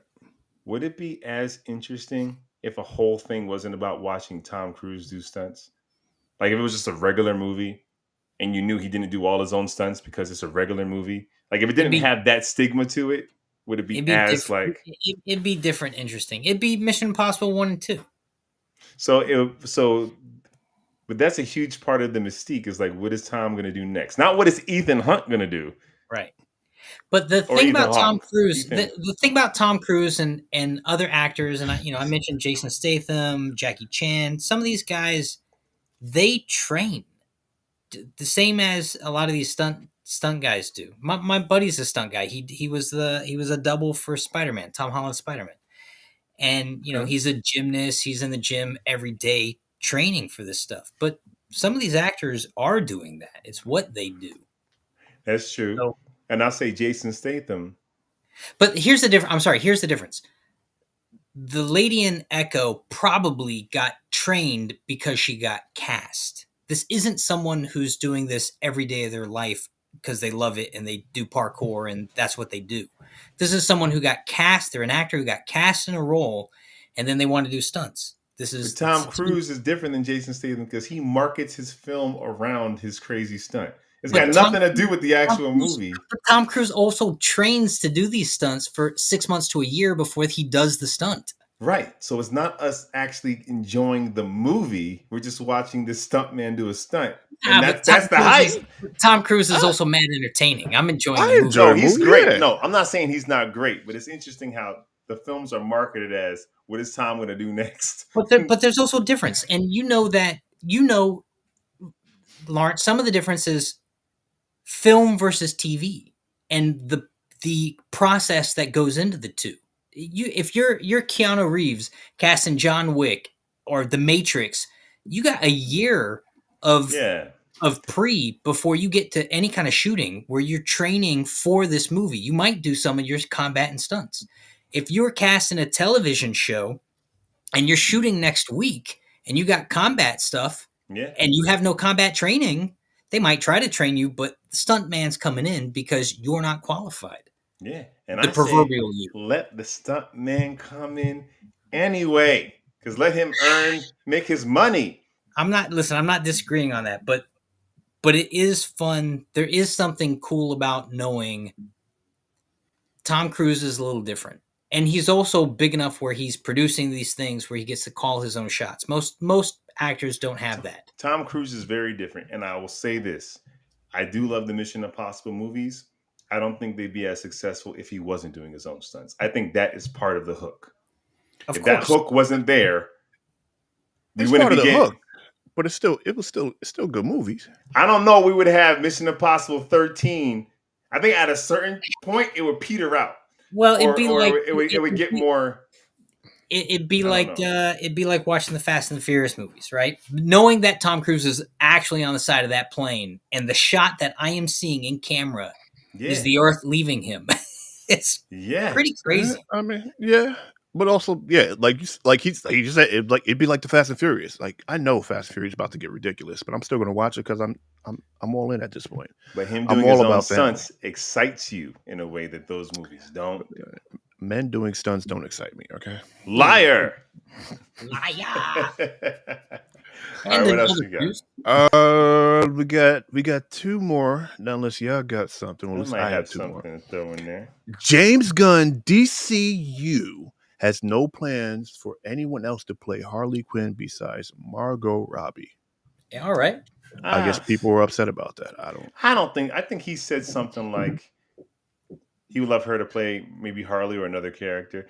I also think James Gunn is trolling. I think he sees all the Twitter people and he'll throw stuff out there just to troll. Because they gave us their whole slate. And I don't even know where Harley would be.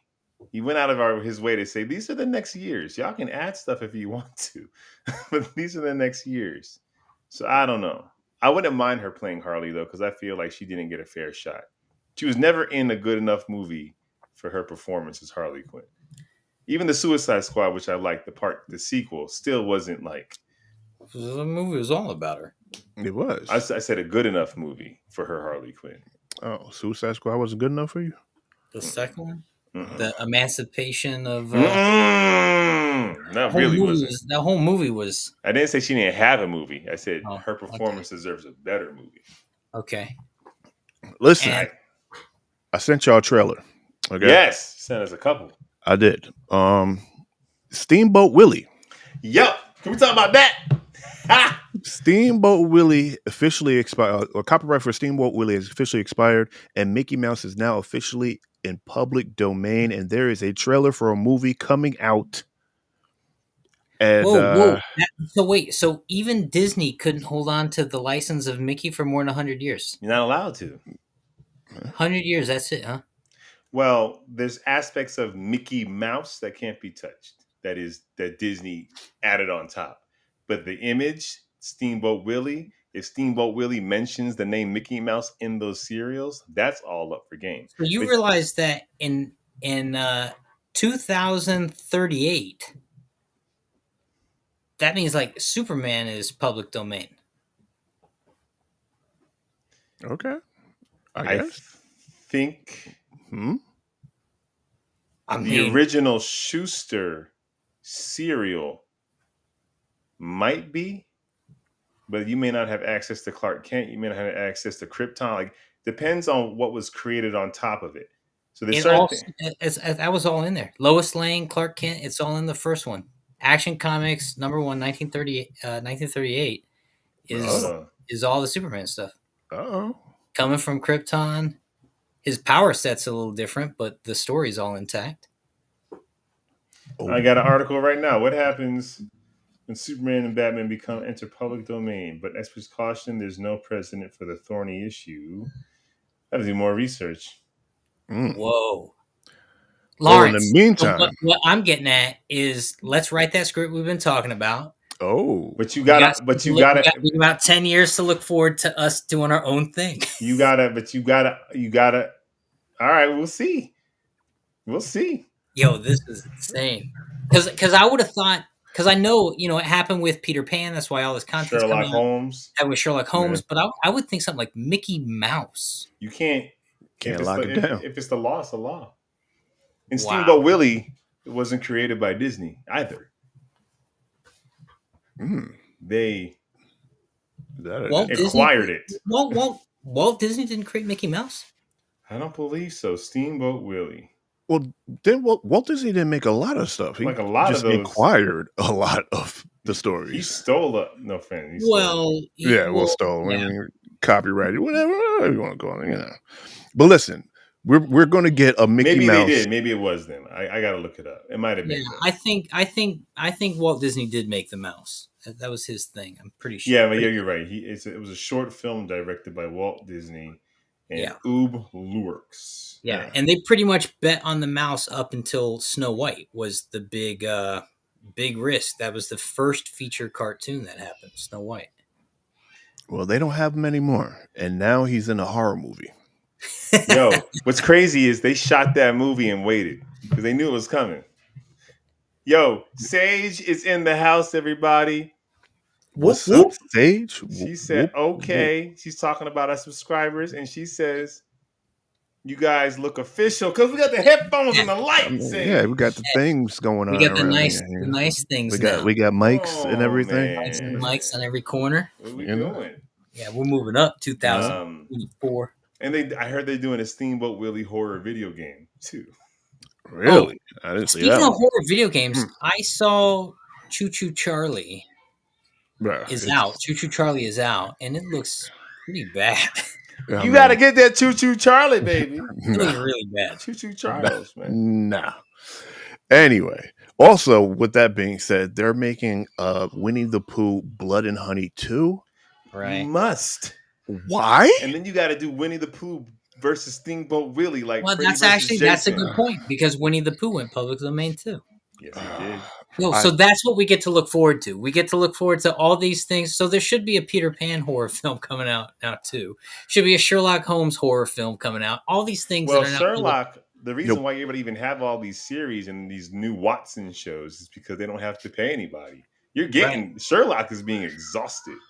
There's a version. There's like Millie Bobby Brown playing like Sherlock's niece, and Henry Cavill's playing Sherlock Holmes in those movies. Like they're just stretching that whole thing thin, bro. That was a movie. Was that a movie or was that a series? It was a movie. It had two movies. And now Morris Chestnut is cast as Watson in a new show. Maybe, I don't know if it's going to get greenlit or not, but it's a new show called Watson, and it takes place in 2023, and it's after the death of Sherlock Holmes. He's back to being a doctor. He's working, and Moriarty killed Sherlock. They're able to do whatever they want. There was a Watson show with Lucy Liu. Yo, you know what? That's why there's more Sherlock. There's actually been more Sherlock Holmes books I've been seeing in the bookstore. There's an Audible with one of the Hobbits from Lord of the Rings and what's his name? The Hobbits. I mean, I don't remember dudes' names. And guy that plays Black Lightning, or he voices Black Lightning. He voices like most of like DC, the Black DC characters. Oh, Phil Lamar. Yes. Yeah. He's Sherlock Holmes, and the Hobbit dude is Watson. Bro. Well, one of the Hobbit dudes is Watson in Sherlock. Yes, he is. There you go. Hobbits all over the place. Before he was a Hobbit, right? Yeah, Yes. Sherlock came Yes. out. Benedict Cumberbatch, the best Sherlock Holmes, if you ask me.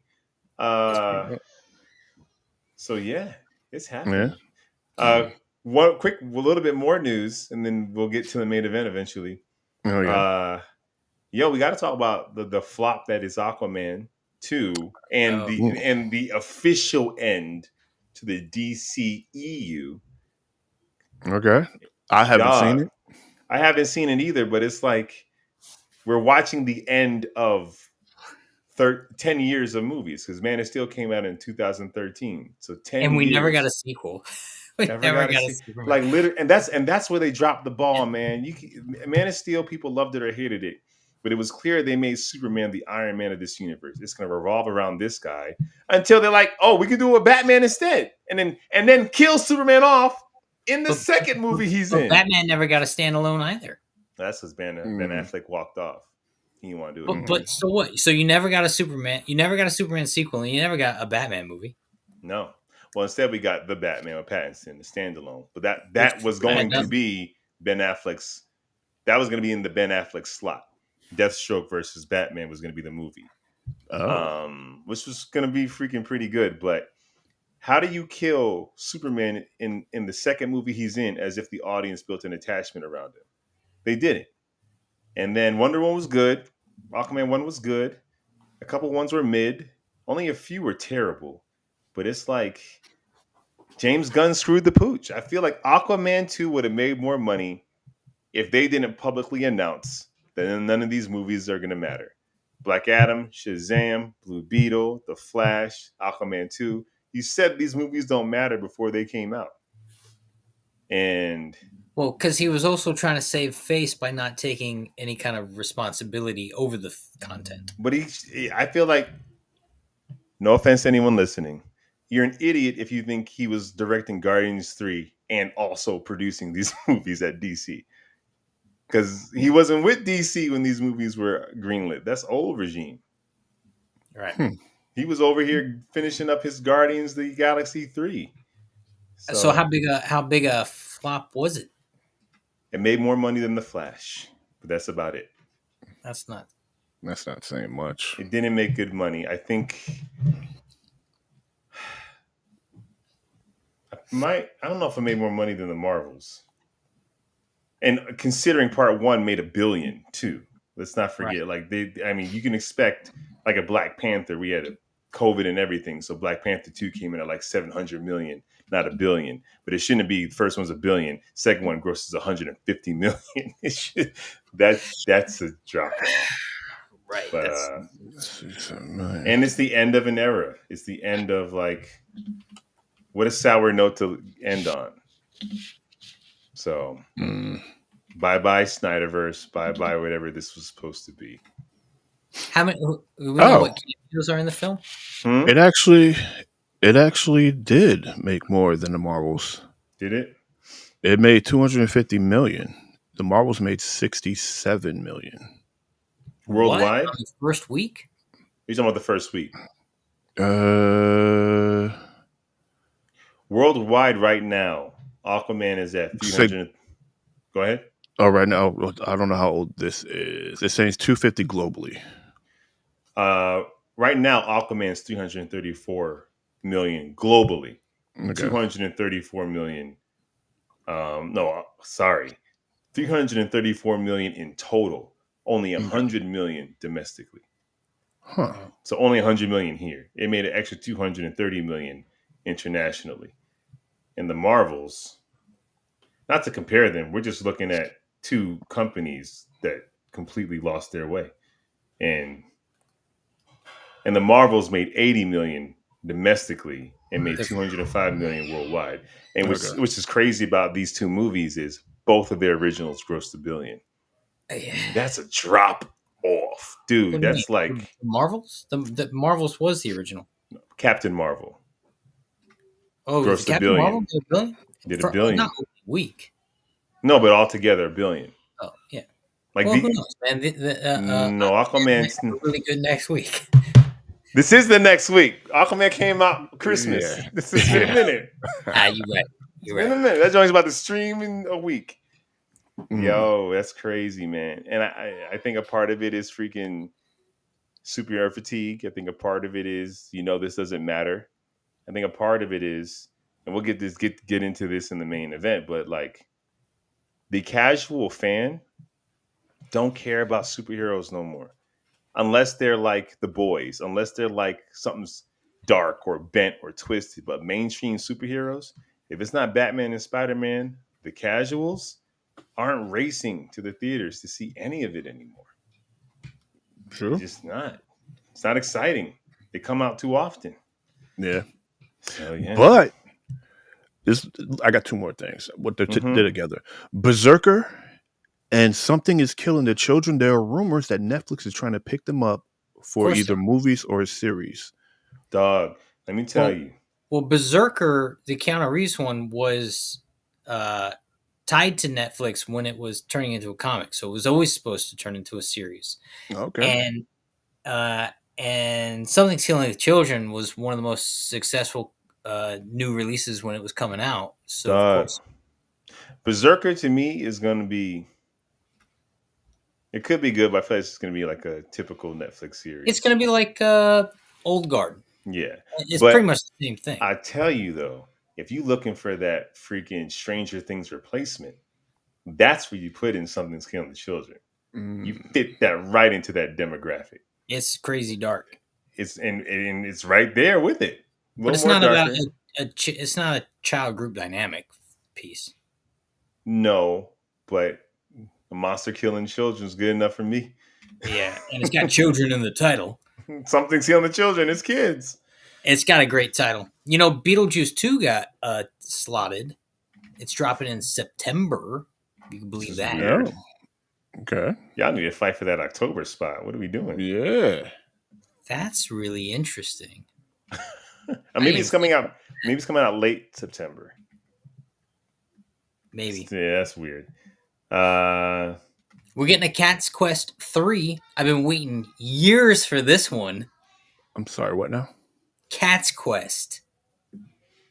Cat's Quest is a really kids vibe. Are you serious? I am.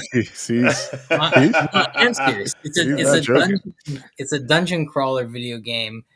The first two were just, they're a whole lot of fun. And so they just, within the last couple of weeks, said they're dropping part 3 sometime this year. No date yet, though. I didn't know there was a part 1. Yeah. So good.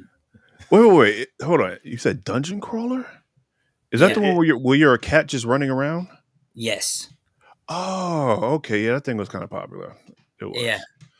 Cat's Quest. I mean, it's got great dialogue, like the queen is called Your Majesty, stuff like that. Are we talking about the right thing? Hold on. Wait a second. Wait a minute. Your Majesty? Cat's Quest. Now I got. Is it K or C? K. Cat. I mean, listen. People That's get fair. edgy. You're right. People get edgy. All right. Wait, Cat's Quest.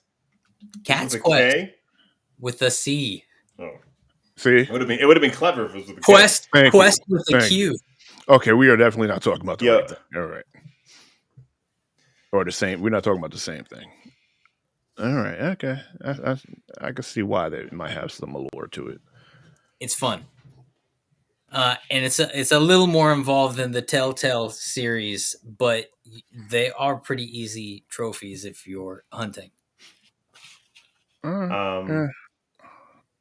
Current news, if you guys didn't know, the Golden Globes is going on right now, and I think The Last of Us picked up like 8 Golden Globes, which is nice, dope.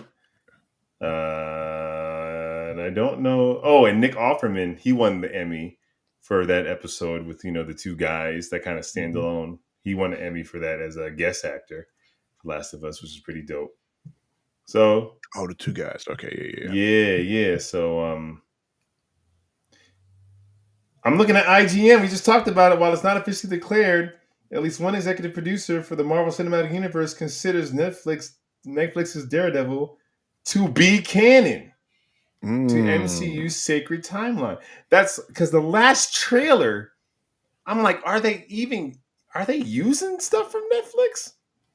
Because when Kingpin was talking about himself as a kid and you see him as a kid, I'm like, that was from Netflix's flashback. Yeah. Was it? Yeah. But this goes back to what I was saying about the series in the first place. Canon or not canon, it ties together and doesn't tie together simultaneously. It's sequential and it's not sequential. Mm-hmm. It's relevant, it's not relevant. It matters and it doesn't matter. Which is funny because that's how this whole thing started. Like Lawrence is just more and more he's getting into a void. I'm liking it. Oh yeah. See, in fact, the crazy part is my lights are on. See, look. Very good. You should go back way? to the spotlight. The spotlight was better. You look like you about Bam! to. Oh wow. Okay. You want them more yellow? Yeah, I think we're gonna. No. You definitely go back. Bam! There you go. Thank you. The other one looked like you about to say something sultry to you. I might have if you didn't interrupt me. But I mean, I guess we'll talk about all the content that's dropping next week, because there's a whole slew of cool video games coming out and movies to look forward to. All I know is February, I'm getting that Suicide Kills of Justice League. I'm not hearing. I'll tell you what I'm getting in February is the Final Fantasy video game is finally. I feel like dropped. you just keep buying Final Fantasy every year. I feel like that's I know. But this is Final Fantasy VII Rebirth. It's the second half of the Final Fantasy VII game. Where did you buy last time? Final Fantasy 16, I think it was. Wait, the last time you were like, all I want on my list is Final Fantasy. What game was that? Well, that was the remake, right? No. The remake came out 2 years earlier. So you just buying Final Fantasy every year? Do you play them? They dropped it. Are you playing them? They're different. Well, that's the question. Are you playing them? I tell you. Well, listen. I was playing it. I was very much enjoying it, and then a major thing happened in my life, and I haven't picked it back up. So okay, understandable. Otherwise, yeah, the last Final Fantasy game I did enjoy, but Final Fantasy VII is the nostalgia that's also feeding into why I want to get this game. And I did enjoy the remake, but it was pretty. I was like, you're stuck in Midgar the entire time, but now it's open world. So the second half it's open world. It's everything. It's the whole rest of the game. So definitely looking forward to that and getting the other characters and Vincent. Save this for next week, because next week we're gonna he had to choose only 2 or 3 things to only have, watch, or read. Cat Quest, Final Fantasy. I know. Dilemmas. You know me, I'll choose all movies. And they've always backfired. Except for Spider-Verse. That did not backfire on me. Watch there not be one movie on my list this year. There probably won't be. Like, ain't nothing coming out. Ain't nothing coming out. That's what I'm saying. Like, even the Mission Impossible is pushed another year. I still wouldn't choose that. Why not? Why not? I'm sorry. The stunts are great, but when you see one Mission Impossible movie at this point, you kind of see them. There's some MacGuffin that's going to go off that we got to get, and there's some girl that he trusts only because she's pretty, and he'll jump off of a plane or skyrocket from space. There's always a plane. There's always a MacGuffin. There's always a MacGuffin. Just enjoy the ride. Oh, I do. But if I only got 3 things to watch this year, remember, like, you only get 3. And you can't watch, play, or read anything else. Just is that how we're gonna play it? That's how we do it. We know what Rich is. I mean, he's got Deadpool, obviously. If that's is that still Deadpool's the only Marvel film coming out in 2024. July, yeah, it comes out July. Yeah, buddy. That's it. That's I should be excited for it. Yeah, buddy. But you know what? That's what's hard about it. Like all these movies that are just kind of underperforming because it feels like they're almost kind of not doing their job when they're creating the scripts. They make it hard for us to care about the ones that that probably are pretty good. That's why I disagree. I feel like bad movies are made all the time. We had a lot of bad. Thor 2 is bad. We had a lot of bad movies. Yeah. I think we're just not excited because we got one coming out or a TV show coming out every week. Dog, when I had pizza as a kid on Friday night from Pepe's Rich, that was a treat. If we got that every night for dinner, that's what it feels like. I'm getting the best food I want. Because even not in New York, even pizza that's not good is still good, which is like these movies. But if you give it to me every night, I'm Nah, if excited I'm a for it. kid and you're giving me ice cream every night, I'm still happy every night. No, but it ain't special. It's Yeah, not it's just ice special. cream. Just It might ice not be cream. special, but it still should be tasty. Nah, because now you get it so much. Now you're like, oh, this isn't as vanilla. Oh, Yeah. this isn't as not now you're able to call the flaws because it doesn't matter. You get it every single day. Think about when you got into like sort of the cusp of adulthood, right? Like 18, whatever. Yeah. Or Tell say them, Rich. when you Come on. first got a job and you're working on your own, now you can go out and you got your own money. You can go out and buy that thing that you always wanted, right? You buy it every day or every other day. You buy it so many times a week, you're just like, yo, I don't feel like Peppies this week. I don't feel like Pepe's this week. And we was in college, Rich. Sorry for everybody. We're going on a tangent. We was in college, Rich, and we get Pepe's for lunch every day. Yeah. It lost It did. the magic. I was like, Peppies? Okay. Okay, sure. But when we were kids and we didn't get to decide. Oh, Peppies? Yeah. Peppies? Get them Peppies. Peppies? Yeah, we losing our minds. That's what I'm saying, Jack. When Thor 2 came Very out, Peppies, but when Thor 2 came out, I ran to the theaters to see it, and it was bad. Iron Man 2 didn't like it. Iron Man 3 didn't like it. Still saw them all in the theaters. But I'm so tired, not like tired of it, but fatigued. I don't need to see. I'll wait to see Blue Beetle. yeah, it took 10 years of it, though. Like 10 Yeah. years of questionable 10 years choices. of Pep, not questionable, just 10 years of the same story, essentially. Good guys fighting bad guys, CGI, big battle. Good guys fighting bad guys, CGI, big battle. 10 years later, you're kind of like, man, I want to see Saltburn. I want to see that boy drink that bathwater. And I did. I did watch him drink that bathwater.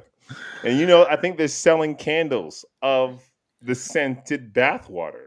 That's Listen, you can sell a lot of things if you're the right person, all right? Would you buy that, Rich? I would not. Jeffrey Miller, did you see Saltburn? Let me tell you something about Saltburn. It's crazy. Well, I'm gonna talk about Jeff is still in the house. I love it. I'm gonna talk about Saltburn. Should we move on from this? What segment is this? Are we in? We're still in the news. Thank you. Just get out of the news. Yeah, I think we're done with the news. All right, we're done with the news. All right, let's move along. Moving along. That was the news. What just happened? Let's talk about Saltburn. Let's talk about Saltburn. What's happened with Saltburn? I never watched Saltburn. We're getting into the main event, right? Yeah. So I want to talk about Saltburn. This is my point. I got to sneeze. Excuse me. Wow. Sage, they're making perfume too? They're making perfume of that boy's bathwater? I'm in the wrong business, man. I mean, listen. And it's on sale? OF is calling. Rich, I buy it if it's on sale. I don't care what it is. If it's on sale, I got to have it. When you see something, if you see with a candle next to me, listen, I watched Saltburn yesterday. Okay. And it's a weird movie. Is it good? Is it bad? I don't know, really. Where'd you watch that? How do you not know whether a movie's good or bad? Prime, okay. I think it's Prime. I want to say Prime. Well, because it's weird. And the third act requires a suspension of disbelief that you may or may not be able to give it. But I'll say it was refreshing because it reminded me that's when superhero movies were good. And you had all these options in the theaters. It wasn't just all these studios placing their bets on this one genre kind of movie, this one kind of IP, this action-packed, high CGI, $200 million thing. You had so many different types of things in the movies. They all helped, like freaking Barbenheimer. Like it helped each other having something different. And I feel like that's what's missing. The studios have banked so much on this IP and superhero movies that they stopped putting the money towards movies like Saltburn, movies like The Maestro that freaking are streaming as they come out in the theaters now, which is a travesty. But I feel like they hedged their bets on something that worked and milked that titty dry. Right. Your son agrees. Right. Poor Things. I want to see that. And Poor Things, at least that's not streaming. At least that's not streaming. At least it's like you only can see that in the theaters until February, I believe. But yeah, like just The movie options. sounds really good too. It looks crazy. But options, man. We had options. And then the summer hit and you knew what time it was. And then the True. summer hit, and you knew what time it was. That's such a good point, man. It was like the movies always dropped in May, April, Keep building July. excitement all year round. And then you're going to the movies to see other types of films or horror films or this and that. And then May hit and it's like, boom, Yeah, let's go. there And was always the Disney Mighty Ducks vibe film that was around like where Christmas all the time, yeah, Yeah. Thanksgiving, so it built up excitement. And right. I'm excited, and like all of us here and watching, I'm not talking about us. We're geeks. I'm talking about the casual viewer that gets these things to $1 billion in the box office. They're fatigued. They're over it. Well, I wouldn't necessarily say we don't fit into that category to some extent at this point, though. You know? But we watch things that. Yeah, that's true. Come You're on. right. You're right. But I experience buyer's remorse a lot more than I've ever, which is crazy. Mm. It's like, and it's just like I want my time back, which is probably why I haven't seen Aquaman yet, and it's probably why instead of seeing Aquaman, I went and I saw American Fiction, and That's I'm my glad point. that I watched American If Fiction. fanboys aren't going to go see Aquaman, Yeah, then the casual heads, are like, forget about it. right. Like That's if, crazy. if we're not going, then they already lost the people. Yeah, I mean, 3 out of 3 of us are wearing comic book content on our bodies. Yeah. It's like, come on. I mean, Come on, Rich. yeah. All right, How do put him I? Put him down. Come on. It's still family. Remember that from Dumb and Dumber when he put it against the window? No, that No, was Cable Guy. that was Cable Cable Guy. Guy. Yeah. Okay. Oh, Billy. Billy. Oh, but So yeah, so Rich, what's the question? I kind of led you in, but what's the Oh, actual question about the actual the question. state of affairs? State of affairs. The actual question. Come on, man. I had it here. All right. Listen. After the flop of multiple movies and, let's face it, series in 2023, what do you see for the upcoming IPs in 2024? What will you hope to happen in the upcoming movies or shows? I'll tell you what's crazy about 2024 is, some of what we've talked about is less might be more at this point, and oddly, Yeah, because of the strike that happened, we're getting a lot less this year. we are. Yeah, Almost nothing. There's a Sonic movie coming out.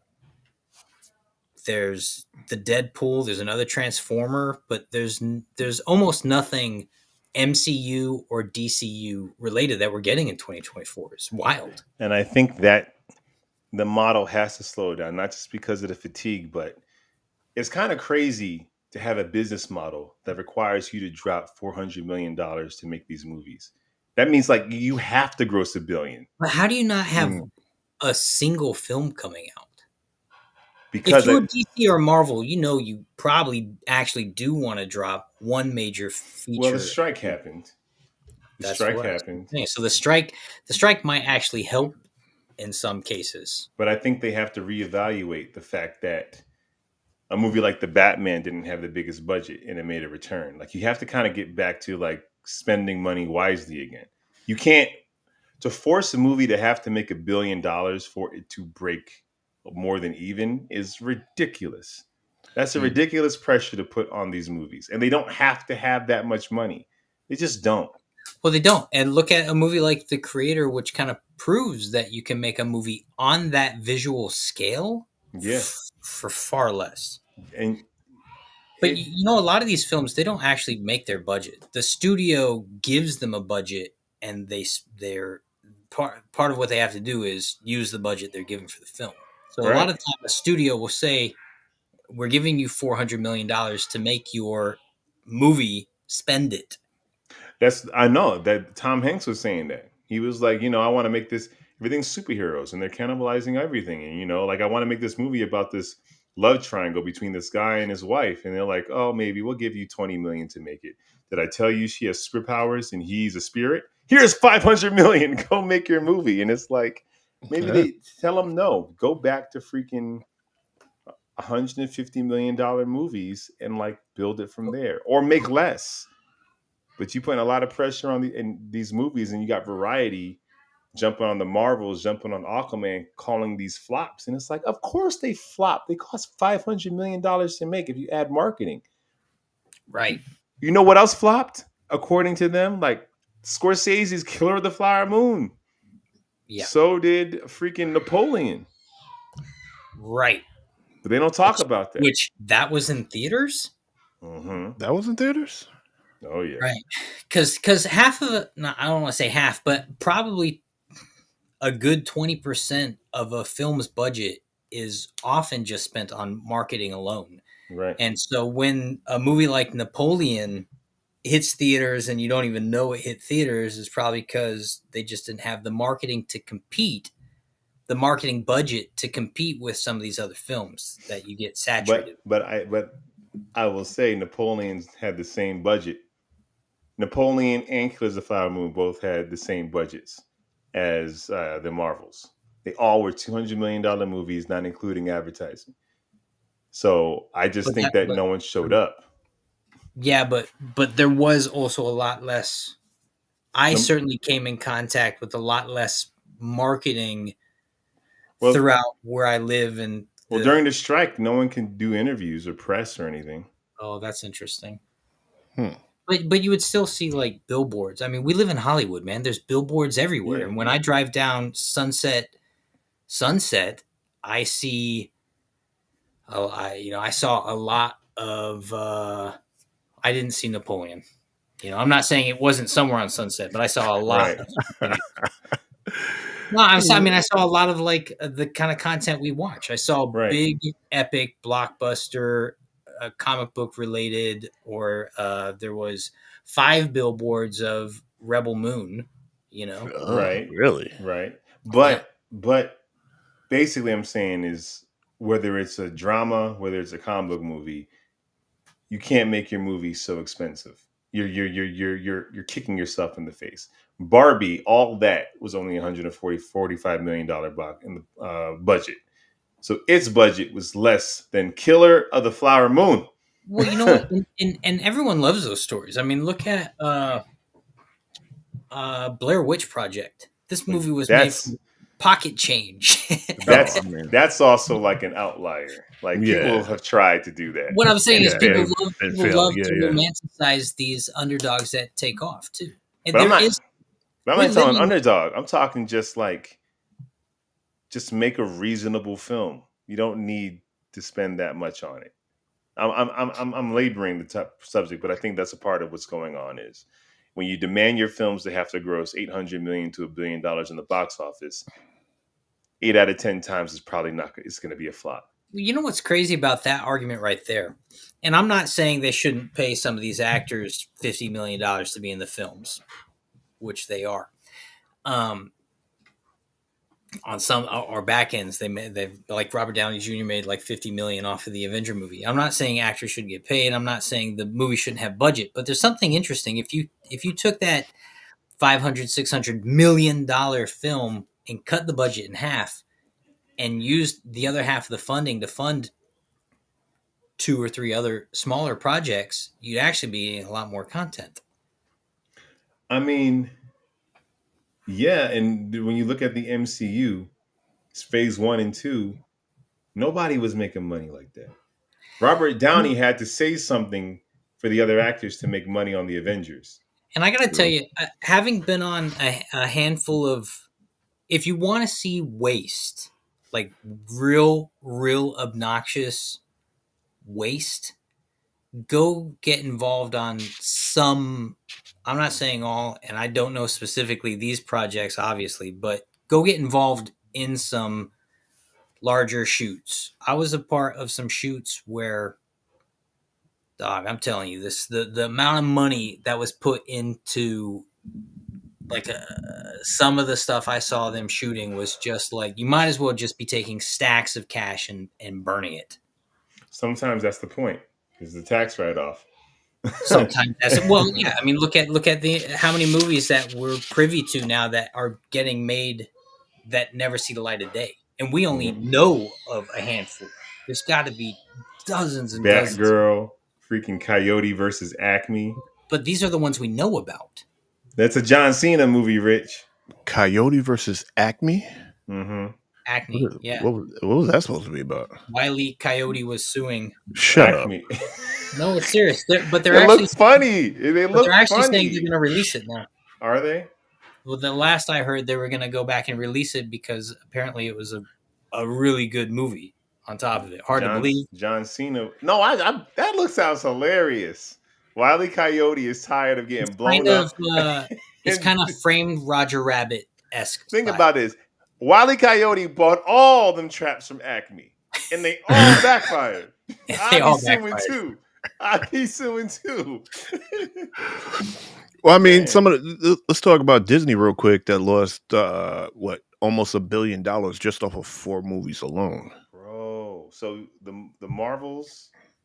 What are the other words? Ant-Man, Quantumania. Ant-Man, Quantumania. Little Mermaid. Little Mermaid. Indiana Jones, and Secret Invasion. That all came out to $964.7 million. And I can't really speak for Little Mermaid because that I think might have had different things connected to it. Mm-hmm. But as far as like the comic book stuff, don't nobody care. Nobody cares about Ant-Man. But Indiana Jones was a comic book. The problem with that was kind of tone. I think it was a fun film, and it was great to see Harrison Ford back in the role. But I'm sorry. You say Indiana Jones was a fun film? It was not fun. It was grumpy. Yeah. I mean, it was painful. It was painful. I mean, it's fun to see him back in the role, but the way that his energy, the way he was depicted, is just very, I downtrodden. The whole thing was very downtrodden the whole time. But I don't know if it's that, because if everyone went to go see it and hated it, it would still make money. But after the first wave saw it and started talking about it, right? I think what happens. I think that happened, but I also think when you have a movie that rides the coattails of nostalgia for a very specific age group, you're talking our age, a bit older. So, what do you think is going to happen with the Beetlejuice film? It just has to be dope. It can't be like all our trailers are he's back. It's like for like people in their 30s, 20s, teens, and 10-year-olds are like, who's back? The last Indiana Jones movie, I wasn't even born. And that still came out in like 2006 or 5 or something. It's like you can't make a movie just based off of the love of nostalgia. And that's what that movie was. It was just a love letter to nostalgia. But anytime 10, 15 years passes before you get a sequel is usually a red flag. It's rough.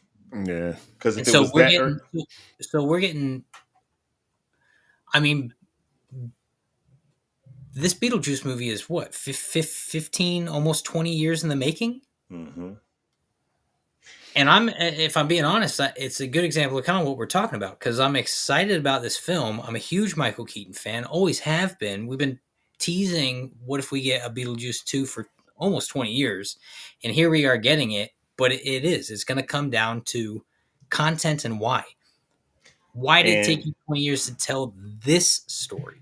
And let's talk about the marketing. What Beetlejuice 2 is going to have that Indiana Jones did not have is a Jenna Ortega.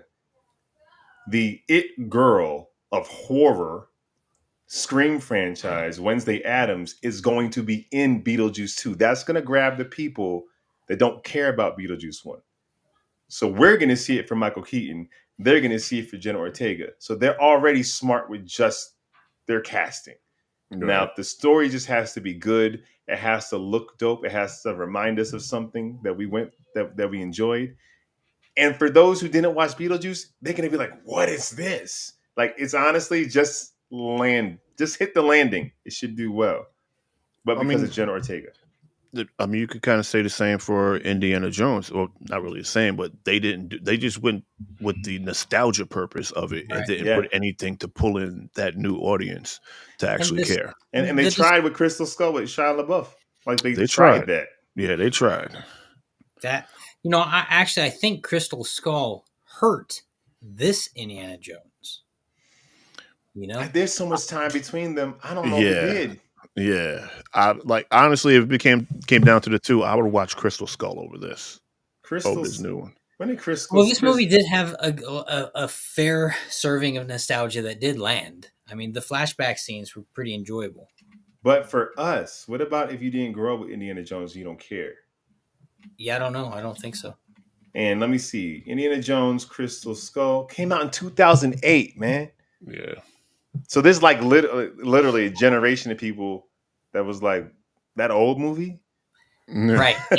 Yeah. Well, that's funny because if someone was born in say 2000, then they watched it when they were a kid and watched it again when they were a teenager and was like, "This sucks." Well, they probably didn't watch. They probably didn't watch it when they were 8. No. So they might have missed it entirely, and now they're 24. And now Raiders of the Lost Ark may not hold up for them because that's like us watching some 1960s movie. For them, that's what that's like. And the thing about classic films is it always comes down to story. Like I'll go back and I'll watch Sunset Boulevard, and it's actually it's a good mystery noir film, and it holds up for what it is. But half these films that bank on like CGI and stuff, they don't hold up so well. They don't, even if they're good, because it ages out. So when you make a Spider-Man movie, you're getting people excited about the IP, not about the 2002 movie, because that's not going to hold us. You need to get people excited about the IP. So I don't know. Well, Rich, your question was, what was your question? Yeah, what are we talking about? What are we talking about? Well, we doing it right now. We just talking, baby. Baby, are we excited for the John Wick spinoff that's coming out? No, like because Ballerina? I didn't like the last John Wick spinoff. That's on right. Peacock prequel on Peacock about. Wait, they're doing another spinoff. What's the other spinoff? Ballerina. Actually, it might be. Is it present time? It's present time. I think it's present time. If it's present time, I might be. So this is that's interesting. Moving forward, like continue the story. That's your beef with the Star Wars content. Like let's my major start beef. Continuing the story. But I know I'm in the minority because I didn't. For those who watched all the cartoons, they might be just satisfied. Yeah. So I understand that I may not be the audience for that. Listen, I said because of everything that flopped over 2023. Yes. What are you looking forward to in 2024? And what do you have hopes for the upcoming series or movies? I tell you what I'm looking forward to. I'm looking forward to Beyond the Spider-Verse 2 because that is coming out this year, right? It's not. I didn't see it slated. Maybe it is. I'm sure it is. I didn't write it down. It might have got pushed, man. You might have to wait till 2025. You might not actually be looking forward to too much. Hold on. Look at his face, man. He's like, wait a minute. I don't like that. You're telling me in a whole year you couldn't pull this off? It's animated, guys. Get it together. It took more than a year to get the sequel. So why do you think it's not going to take more than a year to get the sequel? Hold on. It said previously March 29th, 2024. I don't have a date on it right now. They don't have a date. All right, so I'll make that not. Well, The Boys is coming back for sure. Yeah, The Boys is coming. I'm excited for The Boys. Invincible season 2. It finished, right? That wasn't like part 1. It finished. It wasn't a mid-season break. It's the end of the season 2. It was a short season. Was it? It was only like 4 or 5 episodes. So it wasn't like a part 1? I didn't get that sense. It didn't splash mid-season break. 8 episodes in total. How many came out? Just 8, right? No. Only 4 came out. Yes, Okay. we get the next 4 in 2024. So silly. Jack hates part 1s and 2. So I silly. kind of hate them too. I'm like, just give it to me. Like I don't need to. You can give it to me week by week, but But why I do would I have to rather wait? I would rather you hold on to it until you're ready to give it to me, and then just give it to me. Or they're like, we need to remind you of this thing. Yeah. So we don't get into like you're waiting 2 years for something and you forgot about it. Think about it. Invincible season 1 came out in 2021. They had it your way. Season 2 come out at the end of 2024. That's too long. It's too long. That's what I'm saying. You So they forget had to drop half in 2023, or you'd be waiting even longer to get it. I guess. But now you're like, I kind of like the weekly thing. It brings me back to the old school days where you kind of get to the TV or your computer or whatever the case may It be. came out weekly. well, That's what I'm saying. That's what I enjoy. I don't like this. We're getting a weekly, then we're going to pause, give it a few months, and then we're going to give you the second half. They got it. They got to keep your palate wet. But they're not. That's what Rich is saying, and I agree with them. If you're going to drop it all, drop it all. If you're going to do it weekly, do it weekly. But don't do. If they did it your way, there'd be a 2-year gap between season 1 and 2, and that's bad business. It's already bad business. It's already bad business but at least who don't like an appetizer before the meal? Do you leave? No, but you're wrong. I'm sorry. The appetizer before the meal was the Adam Eve series drop. Yes. That was the appetizer. Now I'm ready for the meal. Listen, give me season 2. You guys, we could not have a 3-year break. 21, 22, 20. A 3-year break between season 1 and 2 is not good business. It's already not good business. I know. That's worse business. They could have timed it out better. I don't know what to tell you. So spacing, cutting it in half is better business? Just to bring back your interest so you don't forget about it, maybe. But I'm going to forget about it now. Now you definitely would forget about it if you had to wait 3 years for anything in season 2. Anything in season 2? If they came out and be like, "Yo, we're popping this out every week," I'm gonna watch it. The beginning of season 2 wasn't a banger, man. It wasn't like now I'm jonesing for the next 4 episodes. The end of season 2 was a freaking banger. It was all right, or you found out your dad went to another planet and started making. Hey, spoiler! What? Jack, it came out last year. I'm a spoiler. Yeah, you're right. You found his dad. Jack, talking about his dad was. His dad was mating with praying mantis creatures. What do you guys? You said hoping for, because we're going to cover a lot of what we want next year. But yeah, we're waiting for Chris. Yeah, but what I'm hoping for is, something comes out that brings the casual audience back, because that's how we get all these movies. Is the casual audience is invested. I don't want this to go back to the 90s where we get a superhero movie every 5 years. I don't know that there's something slated. Like we'll talk about some of that when we talk about everything that's coming out. But I'm looking at the list of movies that I know are coming out. And I'm like, do you think Ghostbusters is going to be the thing that pulls everyone to the theater? I don't think so.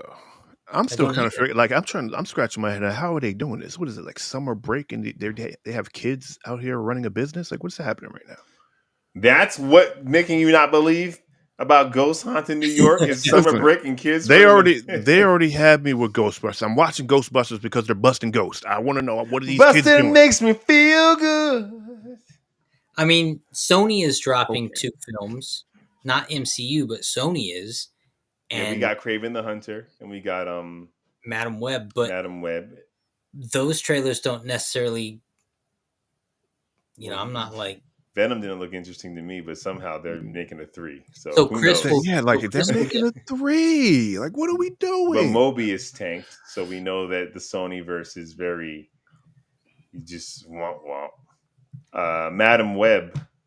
Well, in answer to your question, some of the problem is the consistency, right?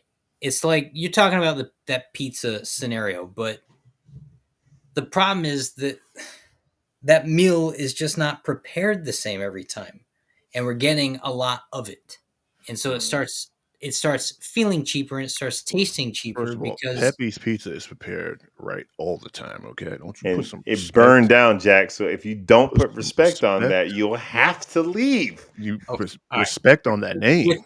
with all respect to the Pepe's Pizza, for my taste, pizza does not land the same if you try to microwave it. You gotta put it in the oven to warm it up. That's I just mean, for this why pizza would you 101, microwave Jack. it? What are you talking about? What are you, a barbarian?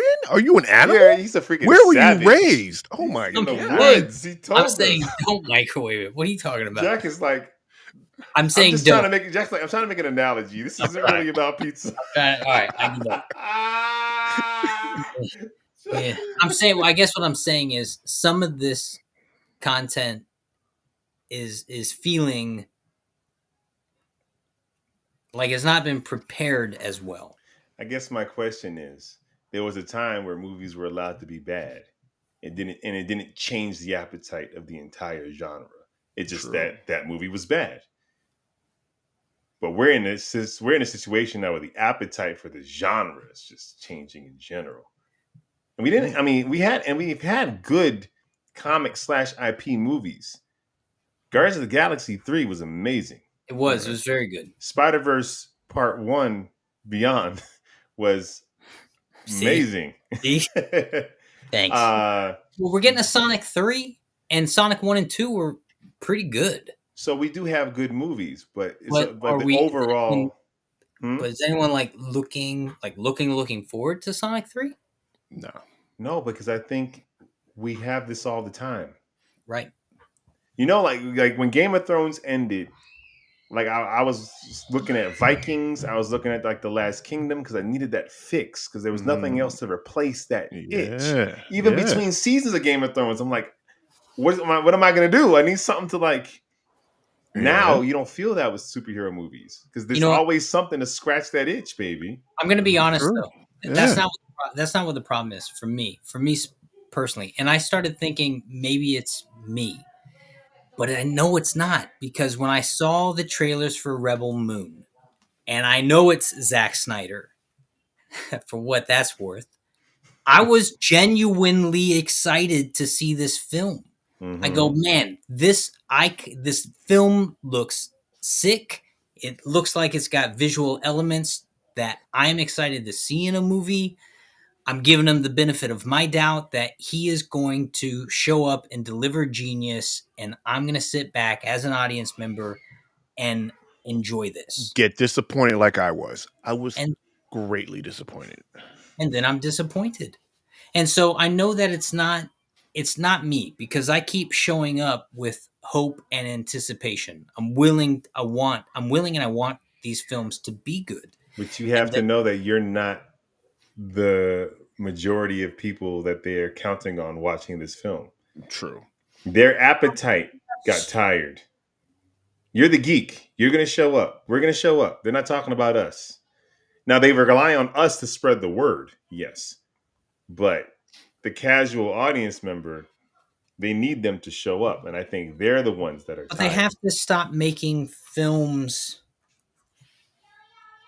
that appeal to the lowest common denominator and satiate a cheap fast food appetite. They need to take these films and give us meals. But I'm still standing on what I'm saying. If Shay watched, and she did watch Spider-Man No Way Home and loved it, I don't care what the next superhero movie is. She's not watching it next weekend or next month. Agree. But because she's like, that's why it has to be. That's why every one of them needs to be prepared in a way that. But even if they're good, she's like, I just watched a superhero movie. Yeah, I'm fine. I don't need to watch another one in a month. I want to watch a musical. I want to watch a horror film. I don't want to watch anything at all. Like every time I go to the movies with you, every other week, it's a superhero movie. I don't care if they're good. I'm done. That's the casual person. Right. So you're not going to get them with every movie then. So with that being said, you can't have a movie like multiple movies every summer or every year like that because the casual is not going to want to see that every year. They're going to want to see, they'll see that one superhero movie for the year, but they're going to be watching a plethora of other things because that's what they just want to look. They want to have a wide range. Which is what brings my point to the beginning is stop giving all these movies such a high budget and a pressure to succeed at $1 billion, because that means you think the casual person is about to show up I'll give every you that freaking week. because I definitely watched some movies that were just. I mean, I will honestly say they weren't that good, but I enjoyed them. But they didn't have that big of a budget, like Pitch Black. Yes, I we enjoy need that to movie. go back to more of those. But And Pitch Black was 25 years ago. so what? It was still one of those movies that like I've looked at plenty of movies that they didn't have any like buzz in the theater or they just weren't that great, and I watched them and I enjoyed them, and I will continue watching smaller budget movies like that I just happen to stumble upon or I just see in the theater and I'll go watch. No problem, as long as you're Yeah, not promising me like a whole but I guess theatrical whatever. my point of saying that was 25 years ago, the point I'm making is there wasn't the saturation of content that was even similar to that at the time. That's what I'm talking about, the saturation.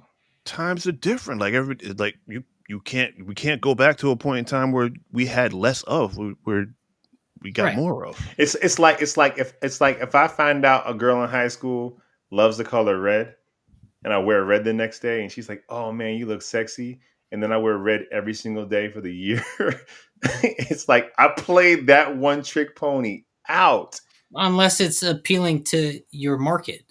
But then I can't be It's buying. But then I can't be spending $10,000 on these clothes like it appeals to the entire school, because it only appeals to one person. You're not trying to appeal to the entire school if there's one person you're trying to impress. But that's my point with these movies. They're trying to appeal to the entire masses, but they're losing them. But I think somewhere along the way, quality control has slipped or it was non-existent to start out with in some cases. And I think that's what the problem is. I think if these movies were banger after banger after banger after legitimate banger, then we wouldn't be having the same conversation we're having right now. We'd be talking about Kraven the Hunter's coming out. What the hell? What do you think is going to happen? But here's my argument against that. We have rose-colored glasses, and we look at like the first 3 phases of Marvel, like they were banger after banger because they. Listen, personally, I thought Captain America 1 was boring as hell. It was so without that movie was a series of montages. So without banger after banger, it still was. It was like you don't need banger after banger. The thing that worked so well about Phase 1 was it felt like you were building to something unsurmountable. The Avengers. Right. Thanos. Not Thanos. I disagree with you there. Age of Ultron was waiting to get to Thanos. The casual fan didn't care about Thanos. They don't know Thanos. The casual fan was excited to see these actors together. Fan didn't. That's why all of those films weren't hits. The casual fans didn't go to them, but they knew it was building, and so the casual fans did go. The casual fans did go. Robert Downey Jr. drew them in, so then now they want to see what he's going to be in. Then people who like Captain America love Thor. They all came. Phase 2, those movies came back out in the same year, just to keep it going. Casual fan don't care about Thanos. I said this before. The MCU did not build their faces off villains. They built their faces off when we're going to see these heroes team up. Of course. Yeah. Mm-hmm. So, but also, look how much content they came out per year. It still was like 4.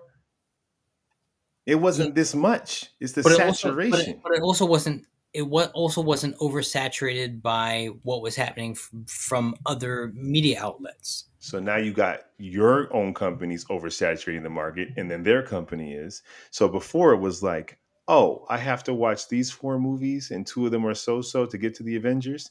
I can handle that. Now you're telling me I got to watch 6 different series, 5 movies, and 2 prequels just to watch the Marvels? Yeah.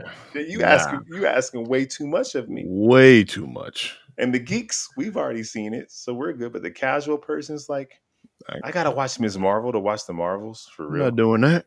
I'm about to watch 8 hours of television to watch this movie that I'm only almost interested in. Yeah.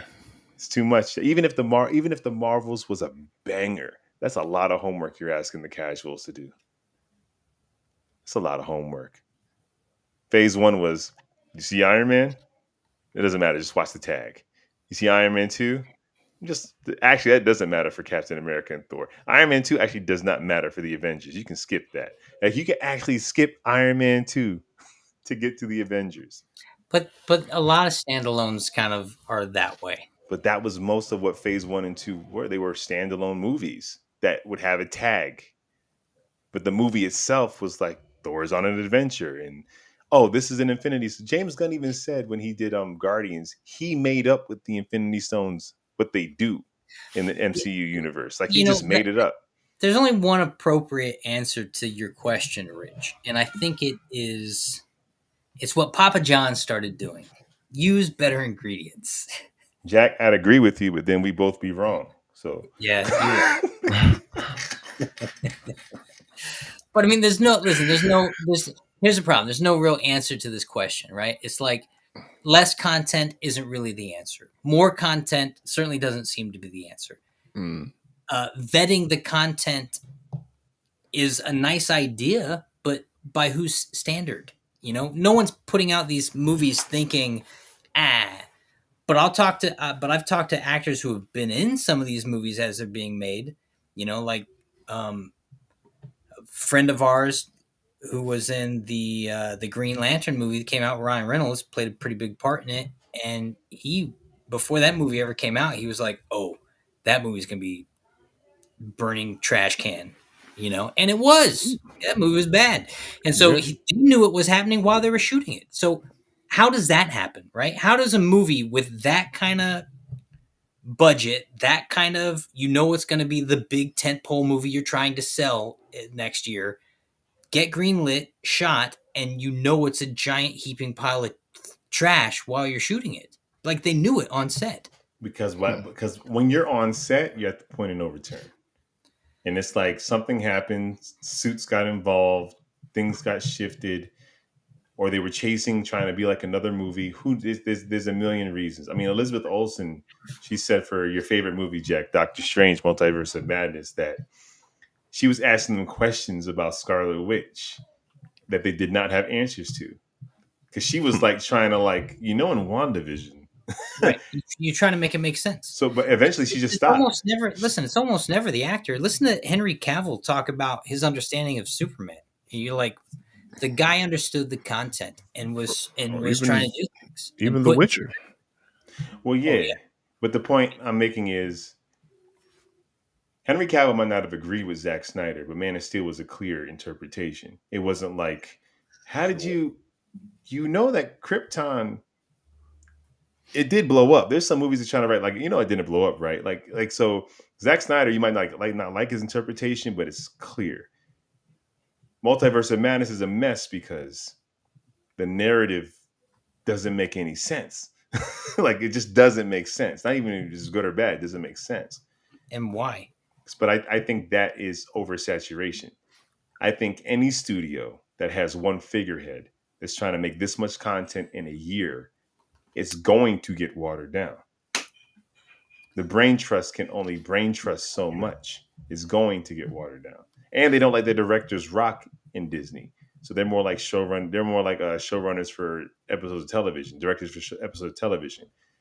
It's not like Warner Brothers, for better or worse, they've had more failures. But when you watch those DC movies, you can see this director's vision, that director's vision. Oh, this is what you wanted to do. Marvel's it's by committee. And what happens when the committee's making too much content? Listen, that's a hard thing about films in general. Is the second you got 20 producers on your project and they're all dropping millions, a lot of them want to have input, and they often get input into these projects. When you're footing the bill, you get to have a little bit of say. And I would say Marvel's the opposite. You had Kevin Feige looking over way too much. It was easier with five Yeah, things.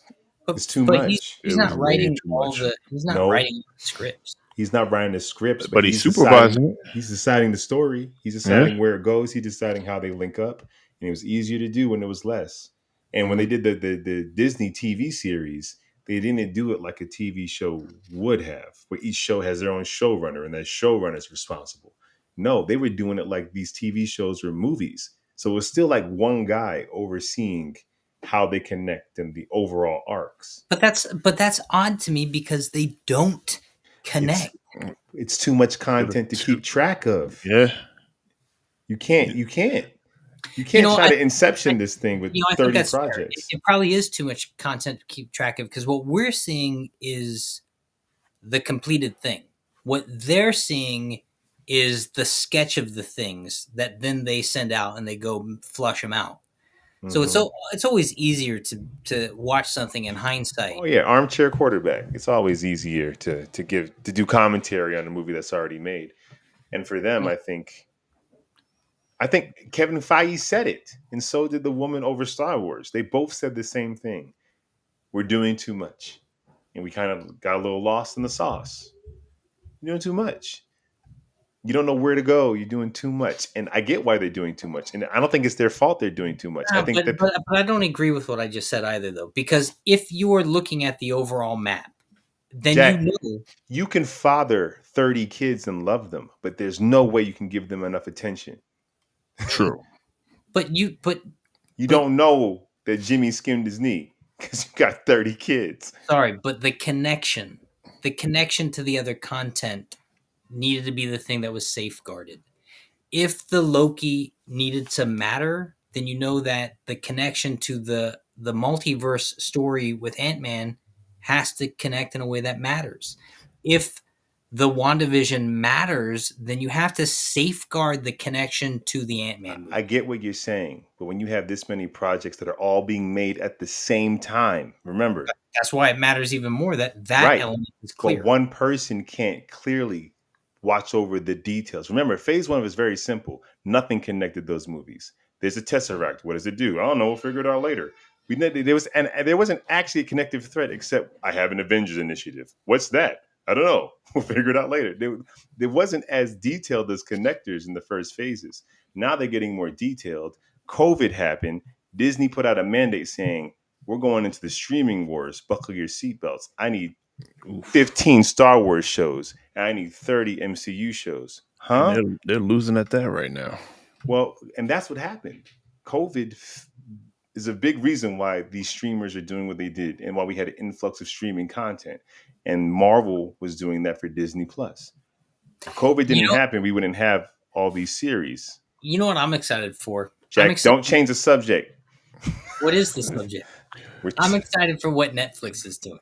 Netflix is finally tapping into a pseudo untapped potential, and Okay. they started it a little while ago, but they're really tapping into that anime verse, and they're giving us live actions of these animes that otherwise. Oh yeah, they're doing good things over there. As of right now, I mean, listen, they had some failures. Let's be honest. guys. It's too early to say they're doing good things. As Cowboy of right now, Bebop got canceled right away. Like we're still in the beginning. I need to see how this plays out Cowboy before I. Bebop, they were haters. They were Yeah, Either haters. yeah. either Those, way, I need to see more successes in this realm before I say they're doing it. look But at look they're in the at right. They're Avatar is heading in the looking. right direction. How about that? We Thank got you, thank you, Rick. maybe we have one that got canceled and one piece that did well. It's 50-50 right now. We got to Well, see what happens. you got Yu Yu Hakushi. Oh god, I can't even say the words right now. Right. Yeah, We're getting that that one. one. What is that? We're getting that one. We're getting No, Avatar. I'm We know saying they have they come out? They haven't come. We have to see what happens when they come out. Right now, listen. it's 50-50. We know they made some bad dishes. They cracked some eggs and they didn't turn out so well. Right. But they're tapping into that thing is what I'm getting at. And that's like a whole nother subgenre of just great content. And Maybe. and my problem with a lot of the content that's coming out right now is the stories are weak. Sorry, but the stories are weak. It's the scripts and the stories are weak and they're not being told very well. this anime content often has just real compelling stories. Right. And the reason why it's going to be really good is because it's still made for a niche audience. They're not trying to serve everyone, so they're not That's trying right. to water it down.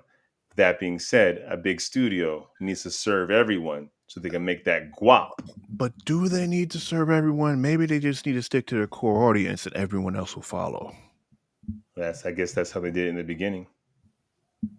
Can they go back? Because since we're talking about it, let's talk about the going woke or going broke. Everyone's trying to cater to like the small. They're catering to the small minority that's not their audience, and then that minority's not even looking at the movie, and therefore the main audience ain't even looking at the movie because they don't even want to see Rich, that. you about to add up 30 minutes to this thing because I think the whole woke stuff is just propaganda. I think black people have been watching all this stuff. So to make a character black isn't going woke. It's like, well, they were racist in the 1930s. That's why they're all white. It has nothing to do with the story they were telling. Oh, well, it's just not just about black. Are you talking about? Oh, we it's can't a- go down it's a that whole- road, Rich. It's a whole lot. We It's a can't whole go lot. down. Oh, we can't It's go not just down. about the black, but anyway. Rich, we can't go down that. We We gotta do it. we don't have to go out. I'm just gonna put it out there. We could put a pin in it later. Yes. What And- are you guys talking about? Oh, you know. Yeah. Listen, I'm the one who winds you guys up and let y'all talk. Don't you do that. Don't you do that, Jack.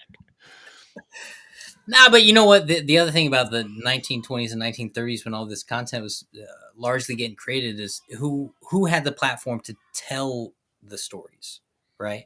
It's not necessarily that Jerry Siegel and Joe Shuster were racist by any means, who created Superman, but they're white Jewish guys telling a white Jewish story. No, I didn't say they're racist.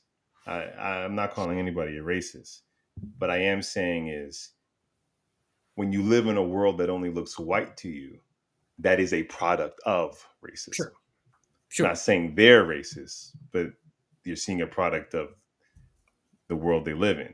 Reflect. Like, why does Reacher only beat up? Why does Reacher in the first 2 episodes? Like some, I'm like, oh right. But then when we see like criminals in Reacher that are like sophisticated and smart or organized, they're not black. But if you're going into that crack house, if you're gonna just beat up the dope boy on the street. But no, and Rich is talking about more than just color, which I'll say is I don't know. We don't got to get specific, but I'm on the fence with that, right? Like all this stuff is made up imaginary facts, as Chris would say anyway.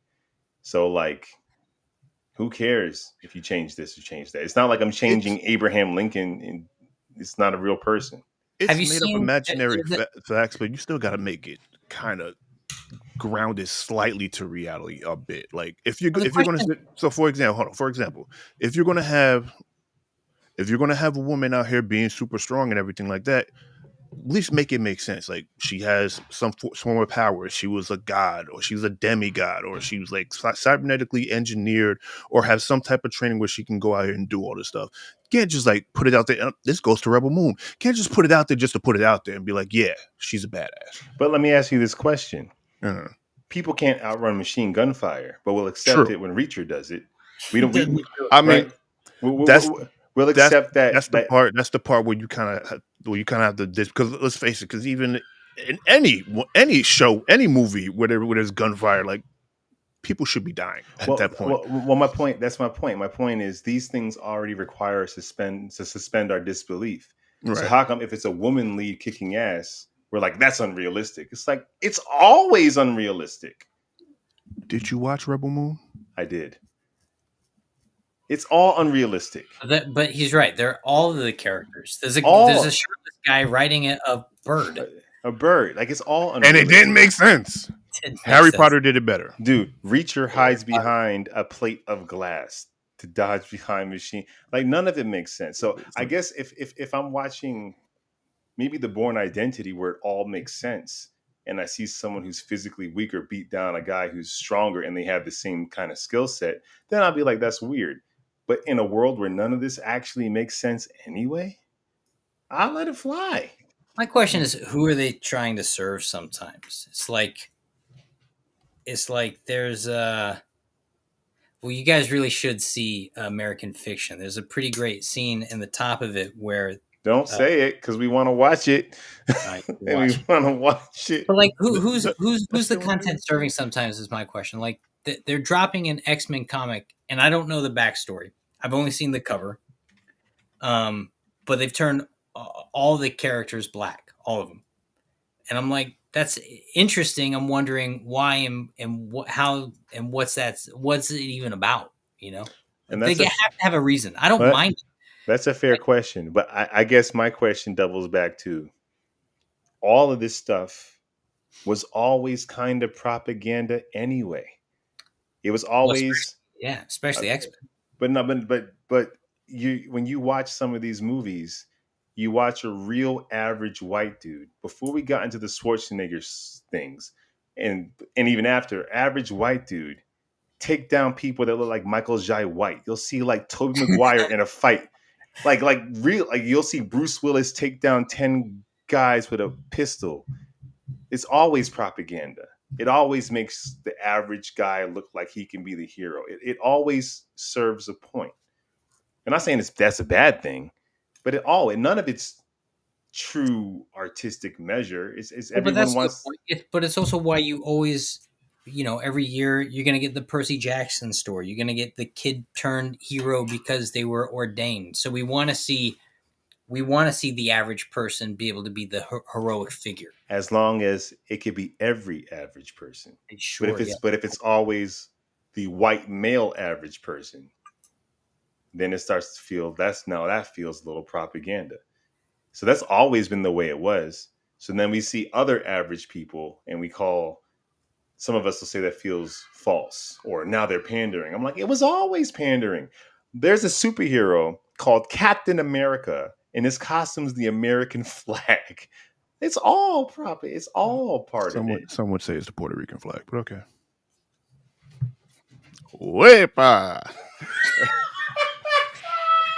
Well, Rich, you don't disappoint. You have never disappointed a day in your life, Rich. That character's name was going to be Captain America. You look at where he's really spawned out of, taking on Nazis and Hitler. But more than that, he's Captain America. He's tall, good-looking, blonde-haired, blue eyes. It's all part of the machine. Mm-hmm. They gave us what they believed, and that's the time. It's fine. I'm not hating on that. But if I see something that is extremely diverse, and then somebody says, "Oh, look at them," I'm like, it's always been that way. It's just we've been watching the reverse of it. The reverse of it started it. It's always been that way. It's all been for a message. It's all been for a reason. Dirty Harry's going to go in there and probably going to kill a bunch of black dudes before he gets to the main bad guy. Like, black people was dying in horror movies first for some reason, all the time. Yeah, what was that? And then all of a sudden, Drew Barrymore in Scream died first. And they're like, let's kill the pretty girls first. Now all of a sudden, the pretty girls die first because Drew Barrymore didn't Scream. Because they're not coordinated. That's why we all know that.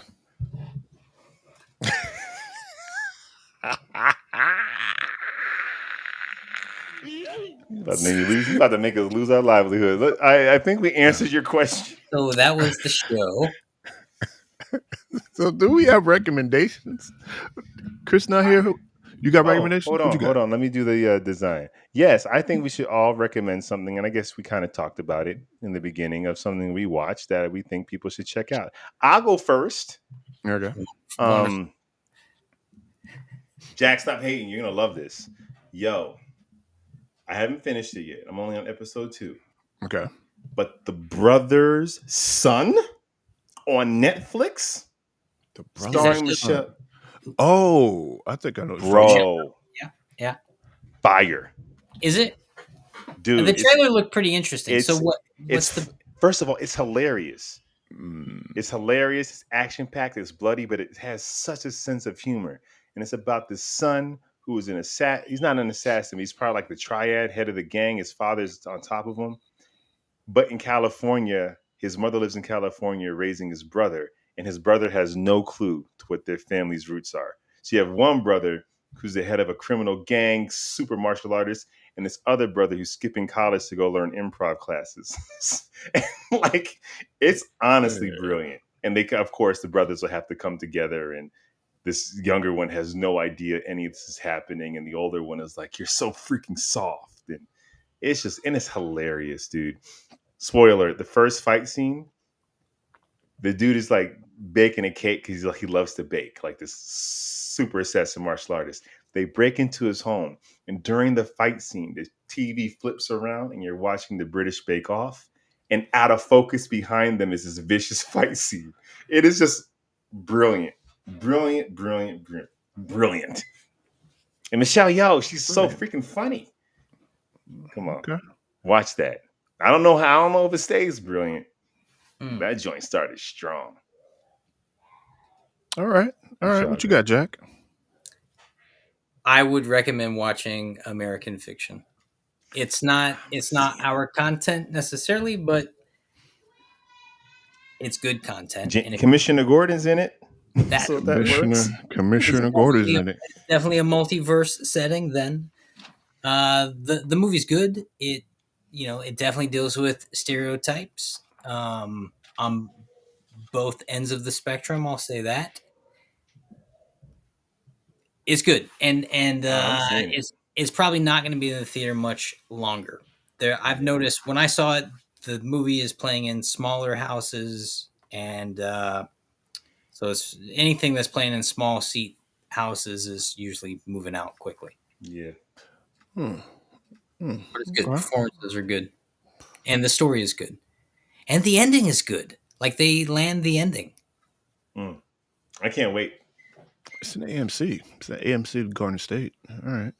Come on, Rich. Go see a movie. When's the last time you saw a movie in the theaters? It's been a while. Listen, I already said at the beginning of the show. Mushoku Kaisen. The Pervert Show. Listen, you're focusing on the wrong thing. It's just a sprinkle of it, baby. Right. I'm sorry. All right. You need it. Yeah, I recommend everyone go watch that. It is just great. I mean, once you get past the perverted part, which inserts his way in there a little bit at times. Hey, I'm sure he does. But the character building in this thing is just really good. Rich, anytime you talk about something like this with this much passion, I watch it. I always watch it, so I'm watching it. Got to. And that's what I got for y'all. Got to. Quick question, guys, since this is an extremely long episode for us skipping segments. I understand the wanting to keep the IP the way it was originally, right? I'm not a purist, but I do love my comics. So yes, it is. I do enjoy the way they're drawn and don't mind them seeing that way on screen. But for those out there that are listening that don't like the woke stuff in any way, if you want to label it woke, Jeffrey Wright was a great freaking Gordon, and you can't take that away. Like you can't take that away. My question is, it comes to it you just.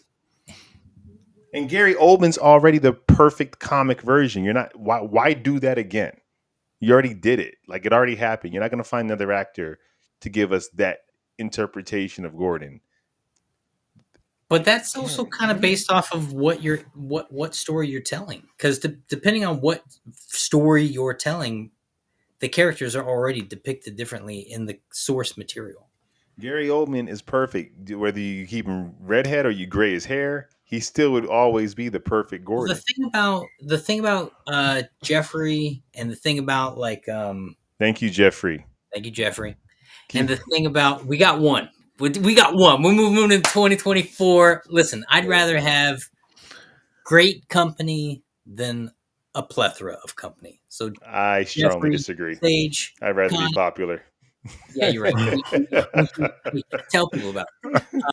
But Lawrence Fishburne as Perry White. He's actually perfect for the role. He's got gravitas. He's got presence. He's got the chops. He feels like he'd be at the head of a big, successful organization. He's perfect casting. He's Perry White. And when you look at the content of the character versus, I think when you start looking at Batman, though, I think you start looking at Superman, though. Well, that's different. But you go, why is it different? You go, well, I agree. It kind of is different. You're looking at the that instead of the supporting cast, so it gets filtered through a different lens, then the question ultimately has to be why. Well, I think outside of the hate that would come, Superman, black guy flying around, Chinese guy flying around, America's going to look at it very differently than if it was a white man. So you got to deal with that. And Bruce Wayne comes from old money. So we got to deal with that. But there's no reason why Peter Parker can't be black or Dominican growing up in Queens. That can work and be completely fine. So then it goes back to two things. Connecting to the source material that actually services the character, mm-hmm. and the why. It's like the James Bond thing. The only actual good argument as to why James Bond might not want to be black was the one I think you brought up. Racism. Right? You know, this black dude's not walking into Rio de Janeiro in Brazil. That would be the only reason, right? But then when you funnel James Bond through the fictitious narrative of what this content is, suddenly it doesn't matter anyway, though. So certainly he could be black. True. You know, so I think that's the balance when you're gender or race swapping these characters. Is it always comes down to the why for me? Otherwise, it starts feeling like you're pandering to the lowest common denominator, which in a lot of cases isn't even the demographic you're turning the character into, which is crazy. But like, what's the lowest? What is a lowest common denominator? Like, watch the opening scene of American Fiction, and they answered that question for me. The lady in the classroom kind of answers the question for me on that. I think, and it's yeah. But it's like, and I love Peter Parker for the way he's drawn, but it's almost like the show Friends. Yeah, in this world, there is no black people in New York. And we just accept that because we're just used to kind of accepting those standards on television at that time. Yeah, that movie that series would never get cast like that again. Right. But since these comic books that were made in the 60s and earlier, they're requiring you to cast it in a way you would never cast new IP. But you know what's funny? Go ahead, Rich. What's that? I guess I wasn't that big of a Friends fan because I don't. There were no black people in Friends. Every now and then, but not for New York City. Not for New York City. Interesting. Okay. Not. You go to New York City, like, you know, Jack. It's genuinely a melting pot. Like there isn't. I get it. If you watch Friends, you would think that there is a specific culture here in Manhattan. Where if you go into, like, of course, if you go to Astoria or Queens, you go to certain places, there's a culture. But like in like Midtown or wherever they're at, the East Side, like when I try to picture Friends, I just see them in their apartment. So I never like maybe in that coffee shop, Rich. I don't remember. I don't watch many scenes from the coffee shop. I never watched Friends like that, so maybe that's the reason why. So I'm not a fan of Friends. And I'm not hating on Friends, but like Jack said, like if it was made today, it'd be different. But the thing is, these comic books. But I mean, Jerry Seinfeld had all types of people. Why couldn't Friends do it? Anyway, whatever. Anyway. But not the leads. The leads of Seinfeld are all white.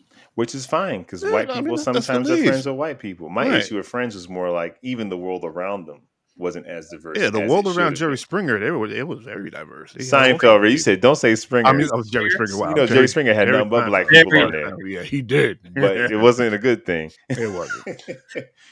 But you know what's funny about Friends though is I've got friends that are fans of the show who are minorities that would always talk about how who in their inner circle were the cast of Friends. Right, because when you're a person of color, you already train your mind to see beyond color. It's when white people look at something recast as black, they have a harder time. Not you, Jack, but they have a harder time getting around. We've been doing that from the beginning. We're watching Knight Rider going, I'm Michael Knight.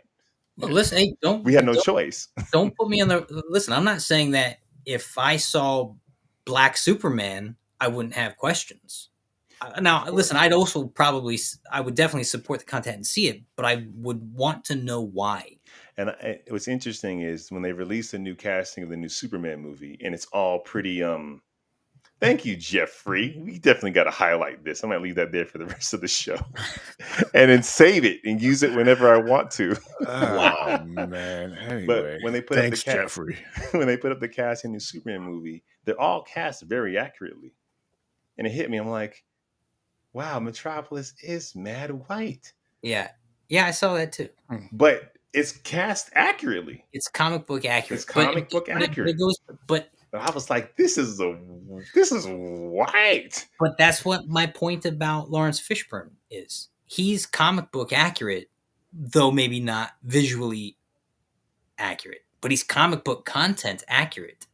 Like, yeah, but if we cast all these things, and then somebody would say, "Well, we just need to make more black superhero movies." It's like they need to make more black comic books. They need to hire more black comic book writers, you know what's they gonna don't happen do in 2038. Oh, I'm gonna come out with a black Superman movie, and I can do whatever I want with them. If you think the Winnie the Pooh is gonna be crazy, it's gonna be like Django Rich. It's Superman. It's gonna be just like Django. Take that how you want it. Start working on that script now. Oh, he's writing himself right now. But I guess that's all right. it. So that's it. We got our recommendations. We have a 2-hour and 15-minute show without Chris. You can tell we haven't talked. We skipped the debate. We haven't talked to each other in a while. Yeah, I guess we haven't, and we really haven't. We haven't really got on the phone and talked about any of this geek stuff. So, yeah. Well, it is what. Listen, it is what it is. Thank everyone for joining us. Yeah. All tens of it. We hit like 8 today. Hold on, Rich. Just leave that right there. Go ahead. Wow. Just go ahead. Keep going. My bad.